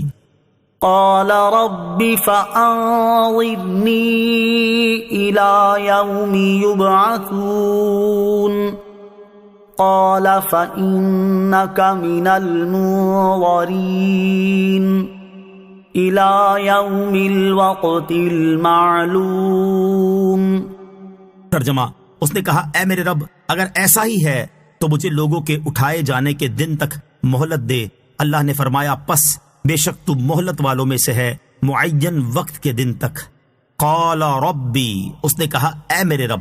اس آیت اور اس کے بعد والی 2 آیات کا خلاصہ یہ ہے کہ جب شیطان مردود ہو گیا تو اس نے عرض کی: اے میرے رب، اگر ایسا ہی ہے تو مجھے حضرت آدم علیہ السلام اور ان کی اولاد کے فنا ہونے کے بعد جزا کے لیے اٹھائے جانے کے دن تک مہلت دے۔ اس سے ابلیس کی مراد یہ تھی کہ وہ انسانوں کو گمراہ کرنے کے لیے فراغت پائے اور ان سے اپنا بغض خوب نکالے اور موت سے بالکل بچ جائے، کیونکہ اٹھنے کے بعد موت نہیں۔ اللہ تعالیٰ نے ارشاد فرمایا: پس بے شک تو معین وقت کے دن تک مہلت والوں میں سے ہے۔ یہاں معین وقت سے قیامت کے پہلے نفخے تک کا وقت مراد ہے کہ جسے مخلوق کی فنا کے لیے معین فرمایا گیا ہے۔ نوٹ: ابلیس کے مہلت طلب کرنے کا بیان سورہ آراف کی آیت نمبر 14 اور سورہ حجر کی آیت نمبر 36 میں بھی گزر چکا ہے۔ قال فبعزتك لأغوينهم أجمعين إلا عبادك منهم المخلصين۔ ترجمہ: اس نے کہا: تیری عزت کی قسم، ضرور میں ان سب کو گمراہ کر دوں گا مگر جو ان میں تیرے چنے ہوئے بندے ہیں۔ قال، اس نے کہا۔ اس آیت اور اس کے بعد والی آیت کا خلاصہ یہ ہے کہ مہلت ملنے کے بعد ابلیس نے کہا: یا رب، تیری عزت کی قسم، میں حضرت آدم علیہ السلام کی اولاد کے سامنے گناہوں کو سجا سوار کر اور ان کے دلوں میں شکوک و شبہات پیدا کر کے ان سب کو گمراہ کر دوں گا۔ البتہ حضرت آدم علیہ السلام کی اولاد میں سے جو تیرے چنے ہوئے بندے ہیں وہ میرے وار سے بچے رہیں گے۔ اس سے معلوم ہوا کہ انبیاء کرام علیہ السلام اور بہت سے صالحین پر شیطان کا داؤ نہیں چلتا کہ وہ ان سے گناہ یا کفر کرا دے۔ قال فالحق والحق اقول لَأَمْلَأَنَّ جَهَنَّمَ مِنكَ وَمِمَّن تَبِعَكَ مِنْهُمْ أَجْمَعِينَ۔ ترجمہ، اللہ نے فرمایا تو حق میری طرف سے ہی ہوتا ہے اور میں حق ہی فرماتا ہوں، بے شک میں ضرور جہنم بھر دوں گا تجھ سے اور ان سب سے جو تیری پیروی کرنے والے ہیں۔ قال، فرمایا، اس آیت اور اس کے بعد والی آیت کا خلاصہ یہ ہے کہ اللہ تعالیٰ نے ارشاد فرمایا تو سچ یہ ہے جو ہم ارشاد فرماتے ہیں، اور میں سچ ہی فرماتا ہوں، بے شک میں ضرور تجھ سے اور تیری ذریت سے اور انسانوں میں سے جتنے لوگ اپنے اختیار سے گمراہی میں تیری پیروی کریں گے ان سب سے جہنم بھر دوں گا۔ قُلْ مَا أَسْأَلُكُمْ عَلَيْهِ مِنْ أَجْرٍ وَمَا أَنَا مِنَ الْمُتَكَلِّفِينَ إِنْ هُوَ إِلَّا ذِكْرٌ لِلْعَالَمِينَ وَلَتَعْلَمُنَّ نَبَأَهُ بَعْدَ حِينٍ۔ ترجمہ، تم فرماؤ میں اس پر تم سے کچھ اجرت نہیں مانگتا اور میں جھوٹ گھڑنے والوں میں سے نہیں ہوں، یہ تو سارے جہان والوں کے لیے نصیحت ہی ہے، اور ضرور ایک وقت کے بعد تم اس کی خبر جان لوگے۔ قل، تم فرماؤ، یعنی اے حبیب صلی اللہ تعالیٰ علیہ وسلم، آپ مشرکین سے فرما دیں کہ میں وحی کی تبلیغ اور رسالت کی ادائیگی پر تم سے دنیا کا مال طلب نہیں کرتا، بلکہ میں کسی اجرت کے بغیر تمہیں دین کی تعلیم دیتا ہوں، اور میں جھوٹ گھڑنے والوں میں سے نہیں ہوں کہ میں نے اپنی طرف سے نبوت کا دعویٰ کر دیا ہو اور قرآن پاک میں نے اپنے پاس سے بنا لیا ہو، بلکہ اللہ تعالیٰ نے مجھے انبیاء کرام علیہ الصلوۃ والسلام کا سردار بنایا ہے، اور یہ قرآن پاک بھی اسی کی طرف سے نازل ہوا ہے۔ عالم کو اگر مسئلہ معلوم نہ ہو تو وہ خاموش رہے اور اپنی طرف سے گھڑ کر نہ بتائے۔ اس آیت سے اشارتاً معلوم ہوا کہ عالم کو اگر کوئی مسئلہ معلوم نہ ہو تو وہ خاموشی اختیار کرے اور خود گھڑ کر نہ بتائے کہ یہ بھی تکلف میں داخل ہے۔ حضرت مسروق رضی اللہ تعالیٰ عنہ فرماتے ہیں، ایک شخص کندہ میں یہ بیان کر رہا تھا کہ قیامت کے دن ایک ایسا دھواں آئے گا جو منافقوں کے کانوں اور آنکھوں میں داخل ہو جائے گا، اور اہل ایمان کو اس سے صرف اتنی تکلیف پہنچے گی جیسے زکام ہو جاتا ہے۔ یہ سن کر ہم ڈر گئے، چنانچہ میں حضرت عبداللہ ابن مسعود رضی اللہ تعالیٰ عنہ کی خدمت میں حاضر ہو گیا، اور وہ ٹیک لگائے ہوئے تھے۔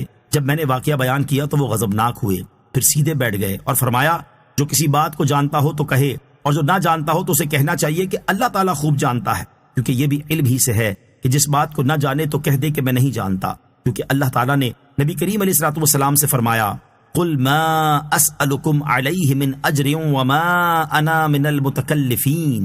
ترجمہ، تم فرماؤ میں اس پر تم سے کچھ اجرت نہیں مانگتا اور میں جھوٹ گھڑنے والوں میں سے نہیں ہوں۔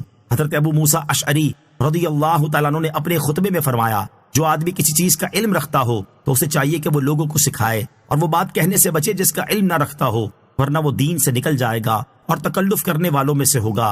اللہ تعالیٰ عمل کی توفیق عطا فرمائے، آمین۔ وَلَتَعْلَمُنَّ نَبَأَهُ، اور ضرور تم اس کی خبر جان لوگے، یعنی اے کفار مکہ، ضرور تم ایک وقت کے بعد قرآن کی خبروں کے حق اور سچا ہونے کو جان جاؤ گے۔ حضرت عبداللہ ابن عباس رضی اللہ تعالیٰ عنہما نے فرمایا کہ اس وقت سے مراد موت کے بعد کا وقت ہے، اور ایک قول یہ ہے کہ اس سے قیامت کا دن آ جانے کے بعد کا وقت مراد ہے۔ صدق اللہ العظیم۔